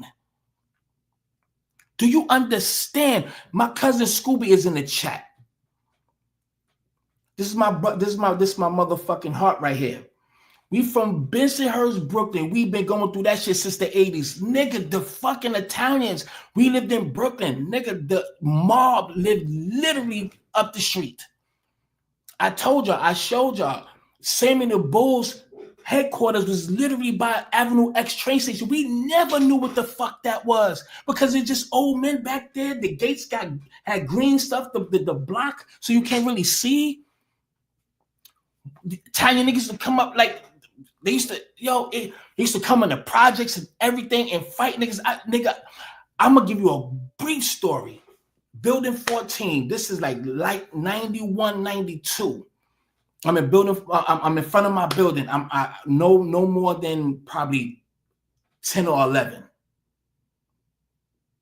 or 12, but very young. It was really nobody outside. I could say it's probably like 5 in the evening. The lights was on in the projects. So I'm walking to the building. It was a group of white kids with chains, and they had a bat. They had bats and shit. They were in my building to go find somebody. I know exactly who they found. I was in the elevator. I was scared to get in the elevator. They was like, you can come on. I was on my brother, my beautiful grandmother, and my mom's. I will never forget that shit. I'm in the elevator going up. They pressed 5. I live on 6. They got off on 5. They went to Miss Pam's house. Miss Pam, they don't live there no more. Sabrina and Miss Pam. And her mother, her father, who was on the oxygen tank, he used to sit in front of the building, just the breathing. That was the most horrible shit. He sit in front of the building with the air tank shit, and he'd be gasping for air in front of the building. That, oh my God! But he's passed now. But God bless your soul, sir. I forgot his name. But they literally went to apartment ABC, went to 5C. whoever opened the door, they went in there and beat the shit out of her brother. Like the white boys went in there and whipped their ass or whatever. Yeah, I remember that shit. I was like 11, like a good 10, 11. Yep, I remember that shit because we found that later on that night. And I was in the elevator with him. Long story short, but it was always some shit with white folks and stuff like that. And we was in school with fucking mafia kids. Another brief story. We had Anthony and Charlie, two twins. Anthony and Charlie and Matthew. Remember Matthew and Anthony and Charlie, Scooby? Anthony and Charlie, the mean fucking Italian kids at PS 95. And they little friend, fat boy Matthew. I used to try to beat his ass, but those little two Italian twins, they were some terror. Long story short, they got into the mob. They found them literally around the corner from our projects, right up there close to Avenue U, laying on top of each other with gunshots to the back of the head. They was fucking with the mob, and yeah, they got killed. But and I beat up some white niggas too, so I ain't gonna hold you. One tall nigga came, man, I whipped his ass. Me and D dot, but I caught him by myself, and because he got a good hit on me, and I chased him up top by the store, and I punched him so hard he went through the door. Everybody was standing on the line, after spot ordering their food. So I ain't fucking capping. I don't give a fuck. But I say all that to say this. Yo, Scoob, if you want to call in, if you got something to say on a story, man, you can call in. I love you, my G. But besides that, one last thing, I just want to say, white people, stop being self-centered. Stop thinking that we are watching you. This lady, she had a daughter with them. She was almost like as if I was going to grab her daughter. It's almost like they speak before they go out, right? So as soon as she saw me, the little girl already knew what to do when she seen a black man. It was to turn her head and make sure to get close to mommy. Like it was the energy. I was upset, but I had to keep my composure. Psst, get your head out your ass. They should be scared. We should be scared of y'all. See how y'all scared? Look what our people had to go through. But see, y'all can make it home. A lot of us got raped. Little girls, they got raped, killed, shot, hung, lynched, sold, tortured, burnt alive. That's what we dealt with for hundreds of years. What the fuck? Like, get the fuck out of here. The shit that we endured, like, let me get my woosah on. And if anybody feel like I'm being racist or whatever, fuck you, because I'm not. But stop thinking you're that important when you're around. No one cares. Or let me just speak for me. Respectfully, I say this because you make me feel like I'm going to do something to you. So you making me feel this way. Your presence means nothing to me. Literally. It means nothing. Not saying that you're not somebody, but I'm just saying your presence means nothing. Go about your fucking business. I'm not even worrying about you.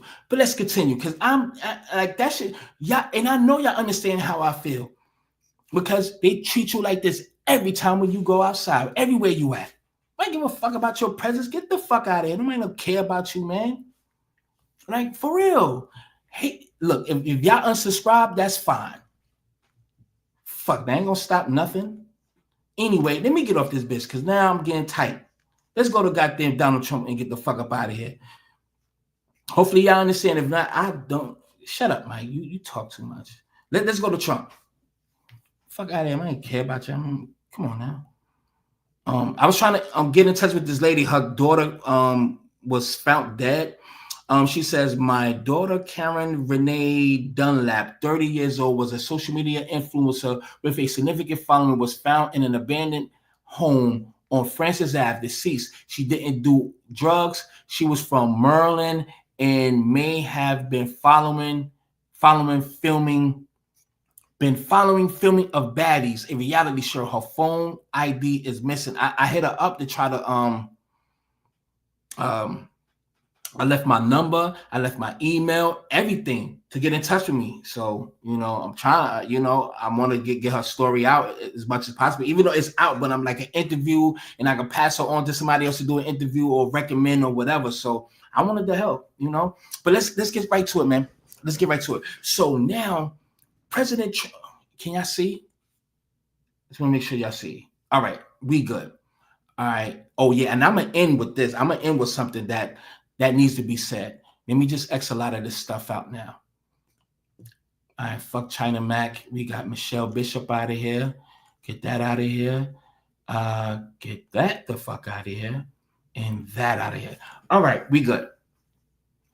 So Donald Trump has signed an executive order ending birthright citizenship, which currently grants citizenship under the 14th Amendment to all persons born or naturalized in the United States, regardless of where their parents were born.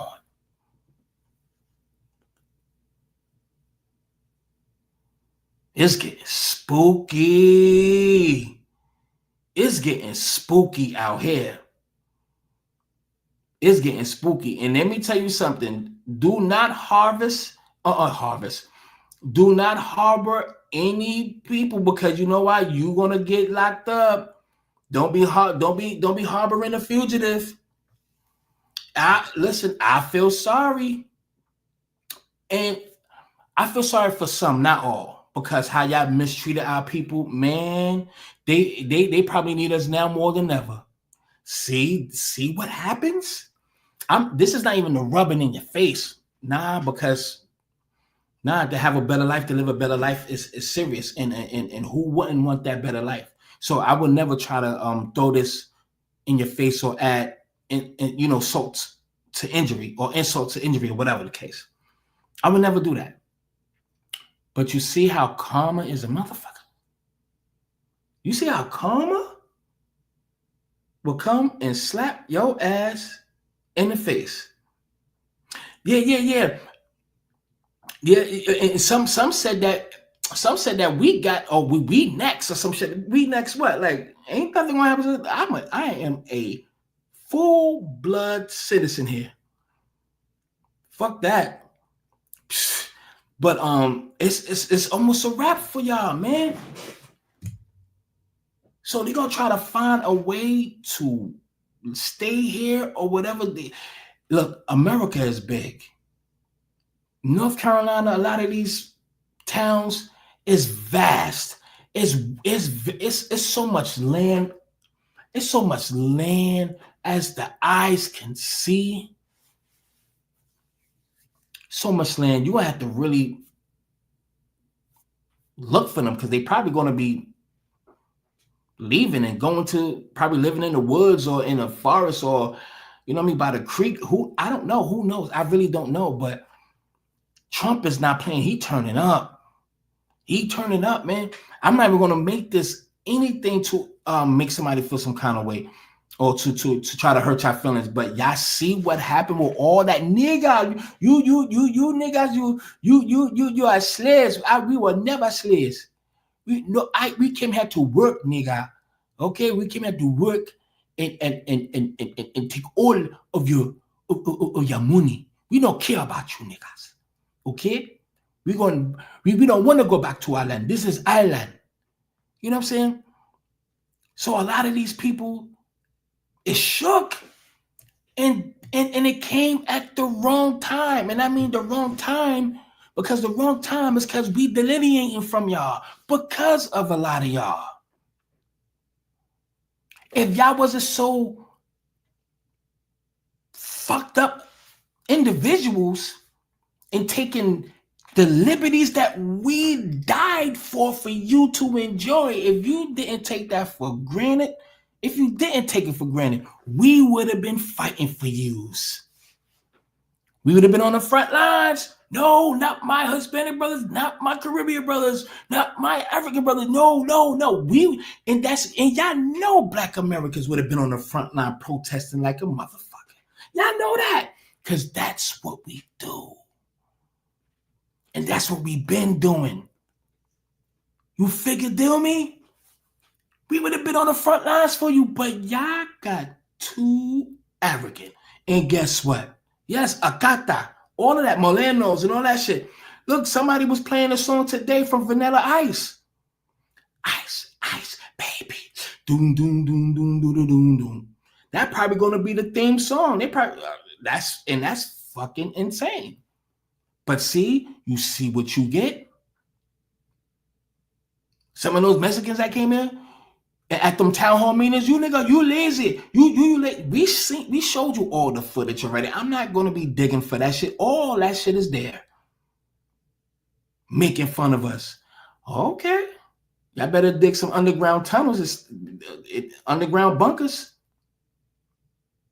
And again, this is not to make fun or to add insult to injury.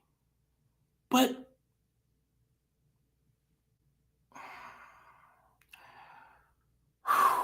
while they rounding you up, we're going to be doing videos about it, man. And that's sad.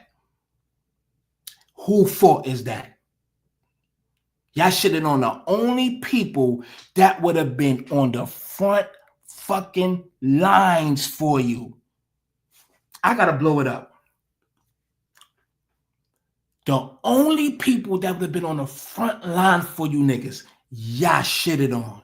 The same people that prepared the table for all of you motherfuckers to sit here and eat and dine and leech off of.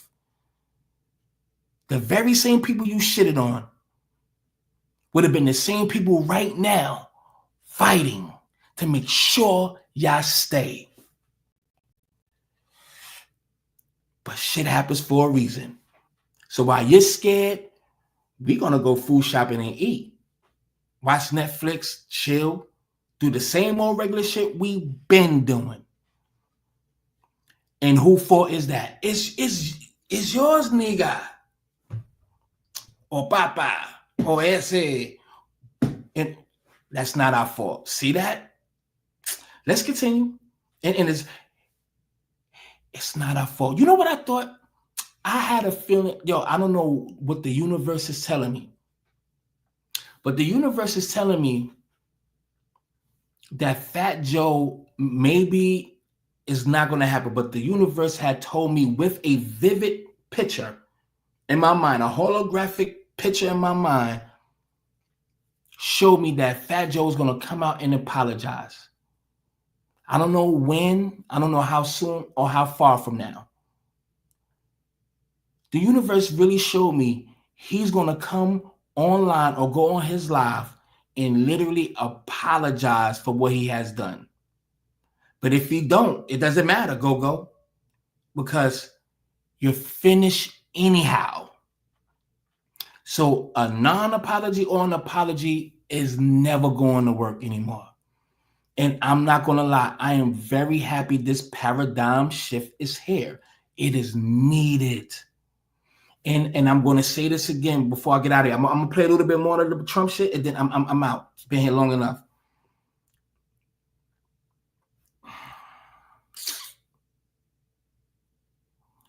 Where we at now, delineating, it's going to take steps. It's not going to happen overnight. But I'm just asking my black people, even the non-FBA people that's on code, that fuck with us, that's riders, if we all get on code, I want to exclude everybody that's non-FBA for a moment, because you know why? We need some time to ourselves. Not saying that we not fucking with you, but we have to clean up our house. You know what I mean? The family we have to be away from everybody. The family got to get on code and go in the crib and really have this family discussion and really get on code. We'll bring y'all in when it's necessary, but right now the FBA family really has to clean up their own house and understand that everybody's not going to be able to go. Everybody that's FBA is not going to be on code. You can't save everybody. Everybody can't go. But the ones that's like-minded, we have to get on code and set the example. Buy the land, create our own businesses, patronize our businesses, police our own businesses, claim our own stuff as a nationality. It's so much that we have to do.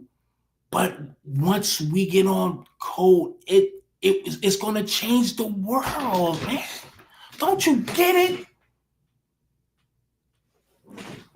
Don't you get it? I'm tired of looking at the internet and the only representation we have is niggas saying, yeah, goddamn. Yeah, you know what I mean, goddamn. And all this stupid ass fuck nigga shit. Let me talk to the South for a second. Don't kill me. Back in the days, a lot of people from this, I'm not saying everybody. I love New Orleans people, the way they talk. I love my LA people. I love the way. It's something about New Orleans, baby. It's something about how they talk. I love it, especially the women. The New Orleans women, the way y'all talk, I love that shit so much. I don't know. I just love it. I'm not even gonna hold you. I just love the shit. I really do. But back in the days, people from the South never really spoke the way like a lot of how they do now. I'm not saying all of them. Please respect what I'm saying. It's no disrespect. Back in the days, look at all them civil rights movements, archives and the slaves and stuff like that. Very articulate talking people. Where did this shit change? Where did it change? I'm no disrespect. I'm not disrespecting, man. Y'all know what the fuck I'm talking about. And I ain't talking about all of them. I'm not saying all of them, but y'all know what it is. Nah, I mean, goddamn, you know that. No disrespect. I gotta stop. Y'all know where I'm going. There's no disrespect. I'm just saying we need better representation. There's so many layers to our culture, not just the hood booger nigga shit. We are better than that, man. Anyway, just a little bit more. See, you, John Keaton. I don't know who the fuck you talking to, but I don't swing that way. I like camel toes. Yo, where's my snipers? Get this nigga up out of here, John Keaton. Get him out of here.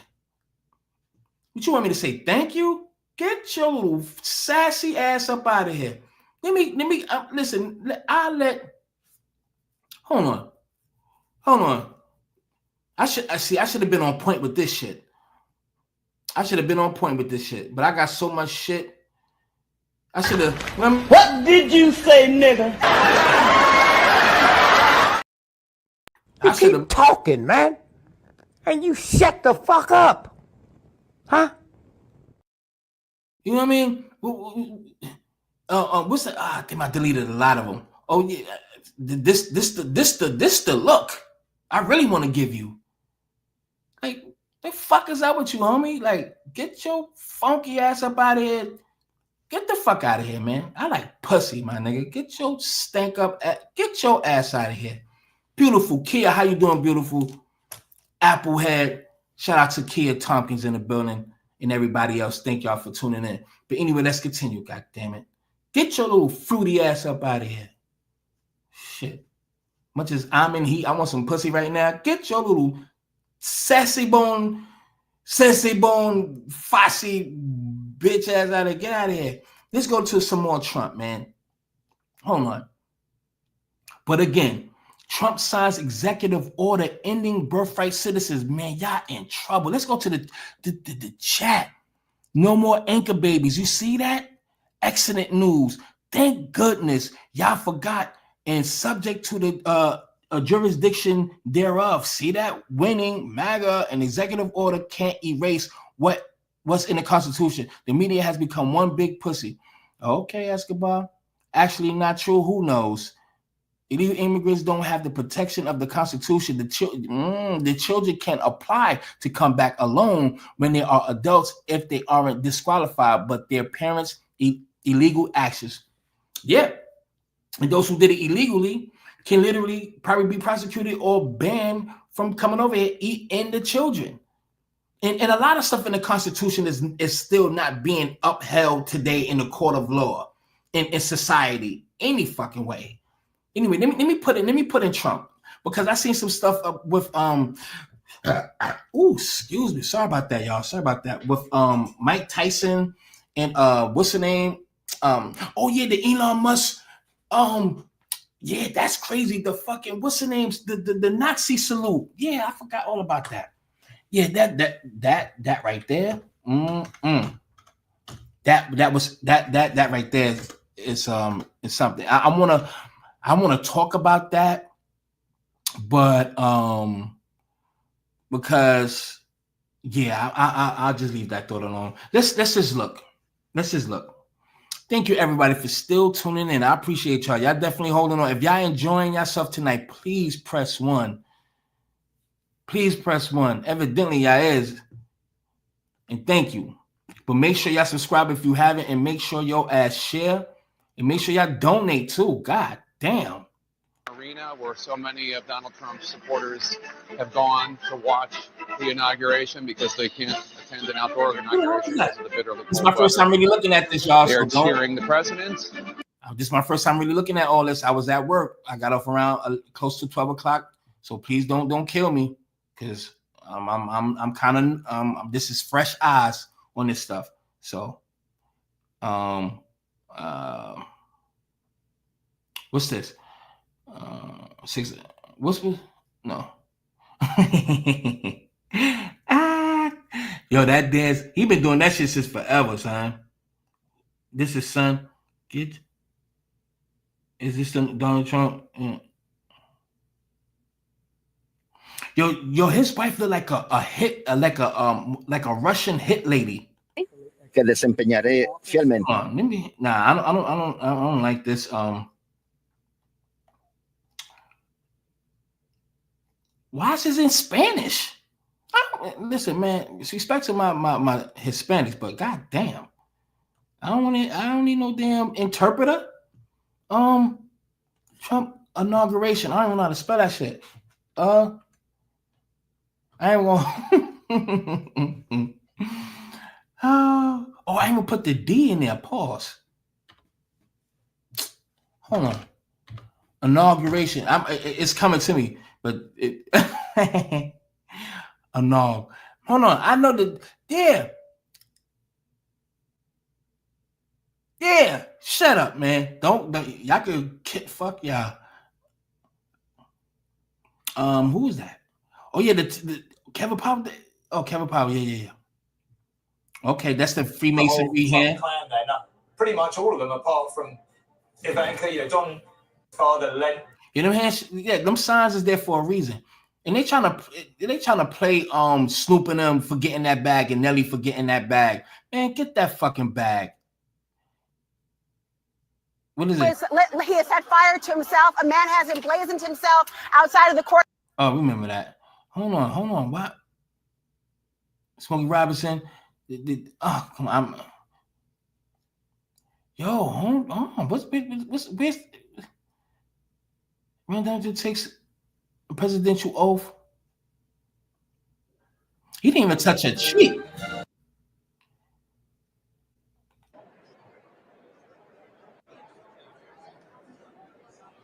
Yo, look, I didn't have that queued up, so please don't kill me. But I did see some on Instagram. I think I'll do that. Hold on, what's this? Engineer race. This week, I will also end the government policy of trying to socially engineer race and gender into every aspect of public and private life. What you mean? Get the gender part. We will forge a society that is colorblind and merit-based.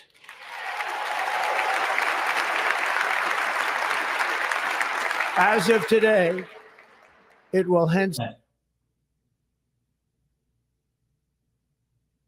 that's probably my neighbor. Be the official policy of the United States government that there are only two genders, male and female. Goddamn right. Let me go to my Instagram because I seen some on there. Hold on, give me 1 second, y'all.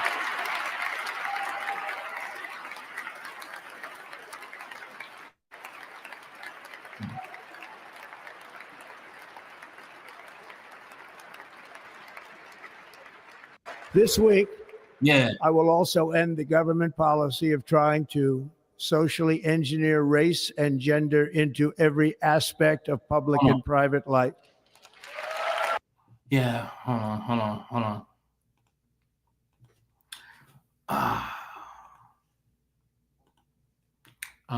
There we go. Here. Okay.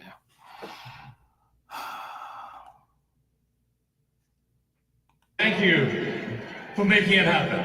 Thank you. That's crazy. And I just want to say thank you for making it happen. Thank you. Now, we all know what that hand gesture is about. I don't even want to touch on that topic, but because it's going to make me talk about more of that stuff involving the small hats and stuff like that. So, but it just goes to show you that we just have to prepare. You know what I mean? That's pretty much I can say. We got to prepare for what happens. He have Elon Musk pretty much in the forefront and putting him to a high regard because he is very tech savvy. He's a brainiac. He never sleeps. He's a real smart guy, and he can help advance the technological thing or machine or whatever to push this country forward technology wise, or creatively in the tech world, stuff like that. But a lot of this come with a lot of underlying things, a lot of hidden agendas. You know what I'm saying? And sometimes I don't even think this dude is human. I'm talking about Elon Musk. And so it's a lot, man. And they probably going by the philosophies of Hitler. And sometimes I think a lot of this stuff is organized chaos, so they know what's going to trigger the people, the problem, reaction, solution. So all of this is a game anyway. A lot of people is behind the scenes that's pulling strings, man. So, but anyway, I've really been here too long. It's like 4 in the morning, but I know y'all rocking with me, but I appreciate it. But I'm really been here too long, and I've been here too long. It's more. I could come on later on today, but yeah. So me play this little bit. Then I've been here long enough. There we go. You got it. Yeah.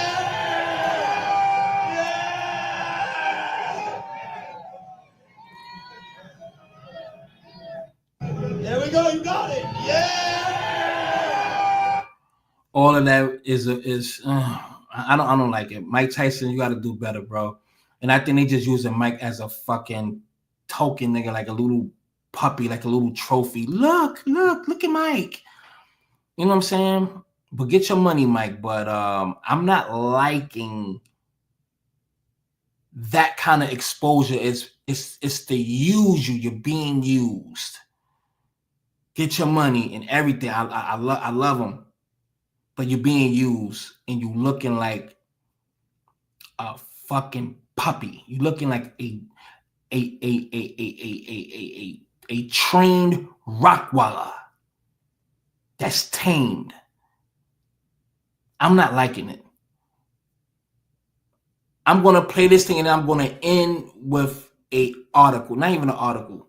Then I'm gonna get up out of here because I know my neighbor, he be getting up around. I don't know what time he gets up, but you know what I mean. I just want to be respectful. I've been on long enough, but let's listen to Trevor. It takes 9 planets to complete the solar system, right? 360 degrees is a complete circle, and that equals 9, right?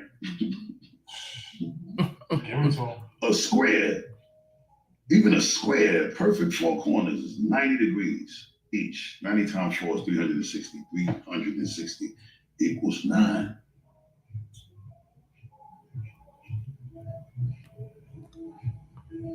And then number 9 means? Completion. Completion. So there's a lot of completions gonna happen this year. That's basically what I'm saying. Everybody needs to identify with what they need to complete and complete everything this year. And I played that to say, let me see if there's anything else that needs to be played. But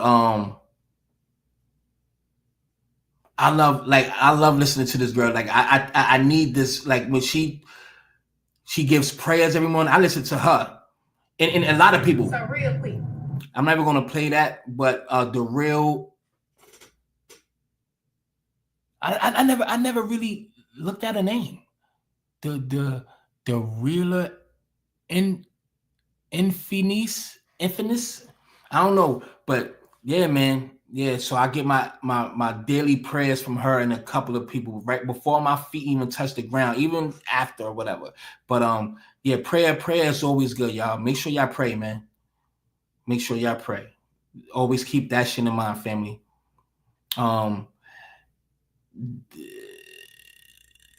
This is I don't know who this white guy is, but this is funny. When real New Yorkers are at the bodega, this is what they get to eat and drink since the beginning of time. The coffee is not going to hit if it's not in this blue cup. This cup needs to be in a museum. Arizonas, to me, are considered the drink of Hold on. New York because we all getting in Arizona. Hold on, I'm sorry. Hold on. I hate when they do that. My bad. It's $1. You also remember when they had the 50-cent cans. If you weren't feeling for a Coke or a Pepsi, you got Tropical Fantasy. That's the real hood. We don't fuck with that shit. You felt like being healthy, so you got yourself a Mystic drink. It was always mango carrot or orange carrot. You thought you were hot shit walking down the block with this in your hand because you wanted to be bougie and healthy at the same time. But these are actually filled with so much sugar, there's nothing healthy about it. I feel like these just sit in the bodega. I never really see people drink these. You said to yourself in the morning, I want to be healthy or I want to bulk up at the gym. Tito. This is really refreshing in the summer months. This was like drinking fabric softener. Word. The best. There is no gross flavor when it comes to Jarritos. When you didn't want to be basic and get a Coke or Pepsi, you got a mug soda. Who remembers when Arizona released this flavor for like 0.2 seconds? When you want something to eat, you're going to get yourself a bacon, egg, and cheese, especially in the morning. Yeah, they say this is the official fruit in New York City. I say this just gives you digestive problems. But you'll eat it when you really want it. Only in New York City do they know how to make a chopped cheese. You go outside New York City and you ask for chopped cheese, they're going to literally chop cheese, slap it on some bread, and there you go. You definitely got these bag of chips in the morning on your way to school. They were $1 or 50 cents, but you went on your merry way to school, and these bag of chips too. The red bags, always iconic. Definitely dyed your fingers orange. Yeah. This was your breakfast in the morning, and when you put it in the microwave for 10 seconds, it slapped even harder. And this chick right here raised us. We all thought these were some exquisite snacks. We gotta give a lot of thanks to Little Debbie because she did a lot for us, and no party is a party if these aren't on the table. And this is the manager. Respect her. When real New Yorkers are at the Yo, when I seen that for the first time, I fell out because he was 98% on point, family. That shit had me dying. Yeah, and just don't forget about people like him. Charles Baker was a self-taught mechanical engineer who spent the majority of his childhood in slavery. He developed the first friction heater, which was patented in 1903 of January. That was literally close to 40 years after slavery, the Emancipation Proclamation, all that shit. This is what I was going to play. I mean, show, because I'm getting out of here. Matter of fact, let me try something special for y'all for the old heads. Let me see something.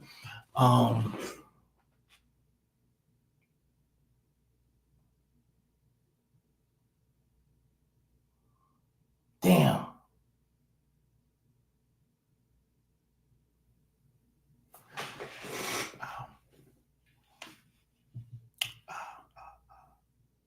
I don't even know how to word it. Hold on. Hopefully it'll come up.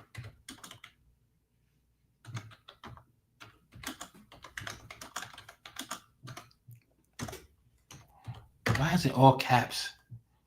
Let me see. Yeah.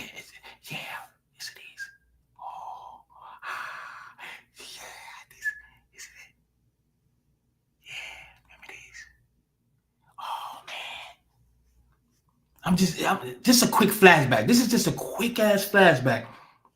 A quick flashback. Who remember these? Remember these? I don't know why it just came to my head, but it just came. I remember these. Oh my God. Remember these, man. Remember these. Remember these, especially these, man. Remember those? Remember those? And one for the boys? Remember those shits? Let me scroll down here. Y'all remember these? But you know what I mean. It was for, 90 keychains. Let me see. No, that... Damn, but y'all know what I'm talking about. Yo, man, I missed back in the day so fucking bad. Playing Skelly outside.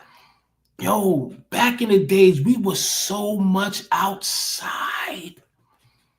Oh my God.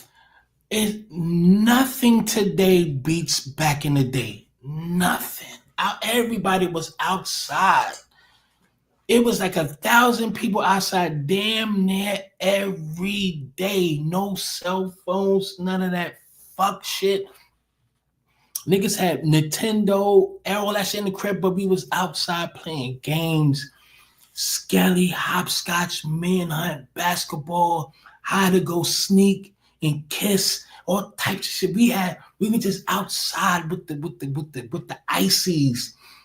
The fucking Snapples, the Mystics, the Nantuckets, the Honey Buns, the Bazooka Gums, the Annihilators, the Bubblicious Gum. We had the fucking Jolly Ranchers. Damn, son. Nothing beats our days. Y'all niggas suck. Your generation sucks. I feel sorry for you niggas. Y'all childhood sucks. I'm about to show my gun. With all this technology and all this shit y'all had, all the gadgets don't got shit on the 80s and 90s. Nothing.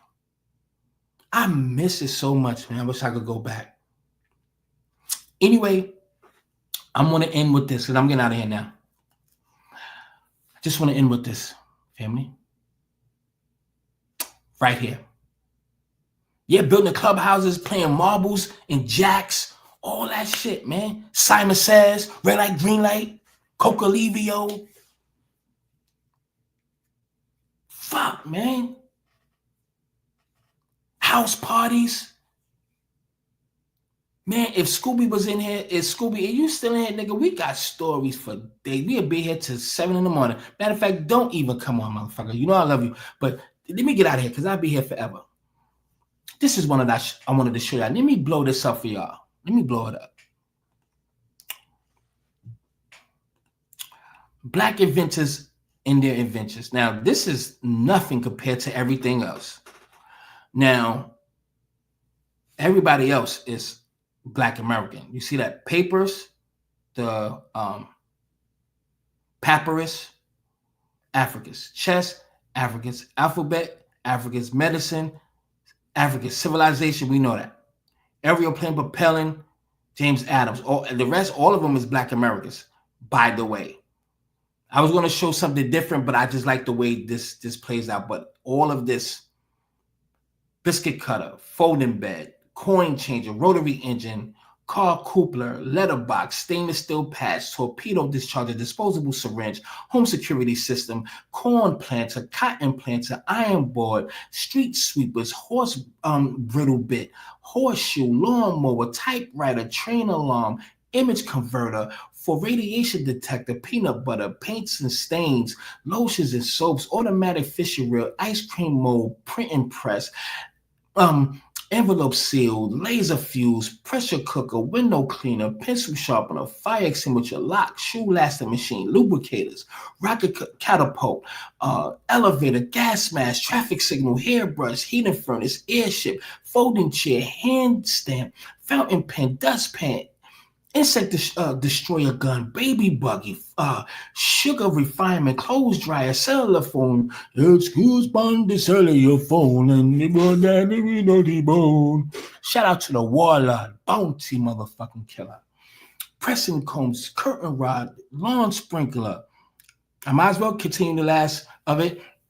Automatic gear shift, street sweeper, urinalysis machine, horse riding saddle, shoe, player piano, arm for record player, doorstop, doorknob, photo print wash, photo embossing machine, postal letterbox, toilet commode, furniture caster, guitar, golf tee, motor, thermic hair motor, thermal hair curlers, lantern for light, gas burner, kitchen table, bicycle frame, wrench, eye protector, egg beater, what's that say? Defroster, air conditioning unit, two-cycle gas machine, internal combustion engine, starter generator, refrigeration controls, clothes dresser, bottle caps, electric lamp, hydraulic shock absorber, refrigerator, mop, what's that stand? Stair climber wheelchair, fire escape, ladder, telephone transmitter, electrical cutoff, and all that. Granville T. Woods. Nigga, I'm from Coney Island. The cyclone, that street, Granville T. Woods, built the first roller coaster over there in Coney Island. That street, instead of it being Surf Avenue, it should be Granville T. Woods. And that's big facts. Telephone transmitter, electric cutoff switch, relay instrument, telephone system, electric mech brake, galvanic battery, electric roadway system, roller coaster, auto air brake, helicopter, Sanaphone, blood plasma, ice cream, pacemaker controls, what's that say? Guided missile, space shuttle retrieval arm, programmable remote controllers, video commander, multi-stage rocket, and more and more and more and more and more and more and more. Literally, during post-slavery, civil rights, all of the above, our people been creating don't feel ashamed, and why you should feel ashamed. Our distant cousins got great history as well, but we subscribed to that for too long and got nothing out of it. Now it's time to embrace your own history here. This is your lineage. When we talk about Africa, that's over 600 something years ago. And their shit is dismantled, respectfully. Not like forget about it, no, but it's that's then. And they haven't recovered since, unfortunately. We've been trendsetting since we got here. Some of us was already here. We're not going to get into that whole spill. But love your FBA culture here. And don't let nobody tell you that you have to include Africans. We've been doing this for over 100 something years. Okay. Now we celebrating ours. We did enough of bigging y'all up and got nothing for it. We bigged y'all up for over 100 years. We've been on the front lines for you for many decades, and we got nothing, okay? Yes, our brothers and sisters from over there, but y'all ain't do shit over here. We did this over here. We over here overlooking our accomplishments already done here, but making sure we big y'all up first. You got me? I've been here long enough. Love your history. Protect it at all costs. If you haven't subscribed, subscribe. If you haven't shared, you still can share since the live is over. You still can share. You still can share. And you still can hit the like button if you haven't.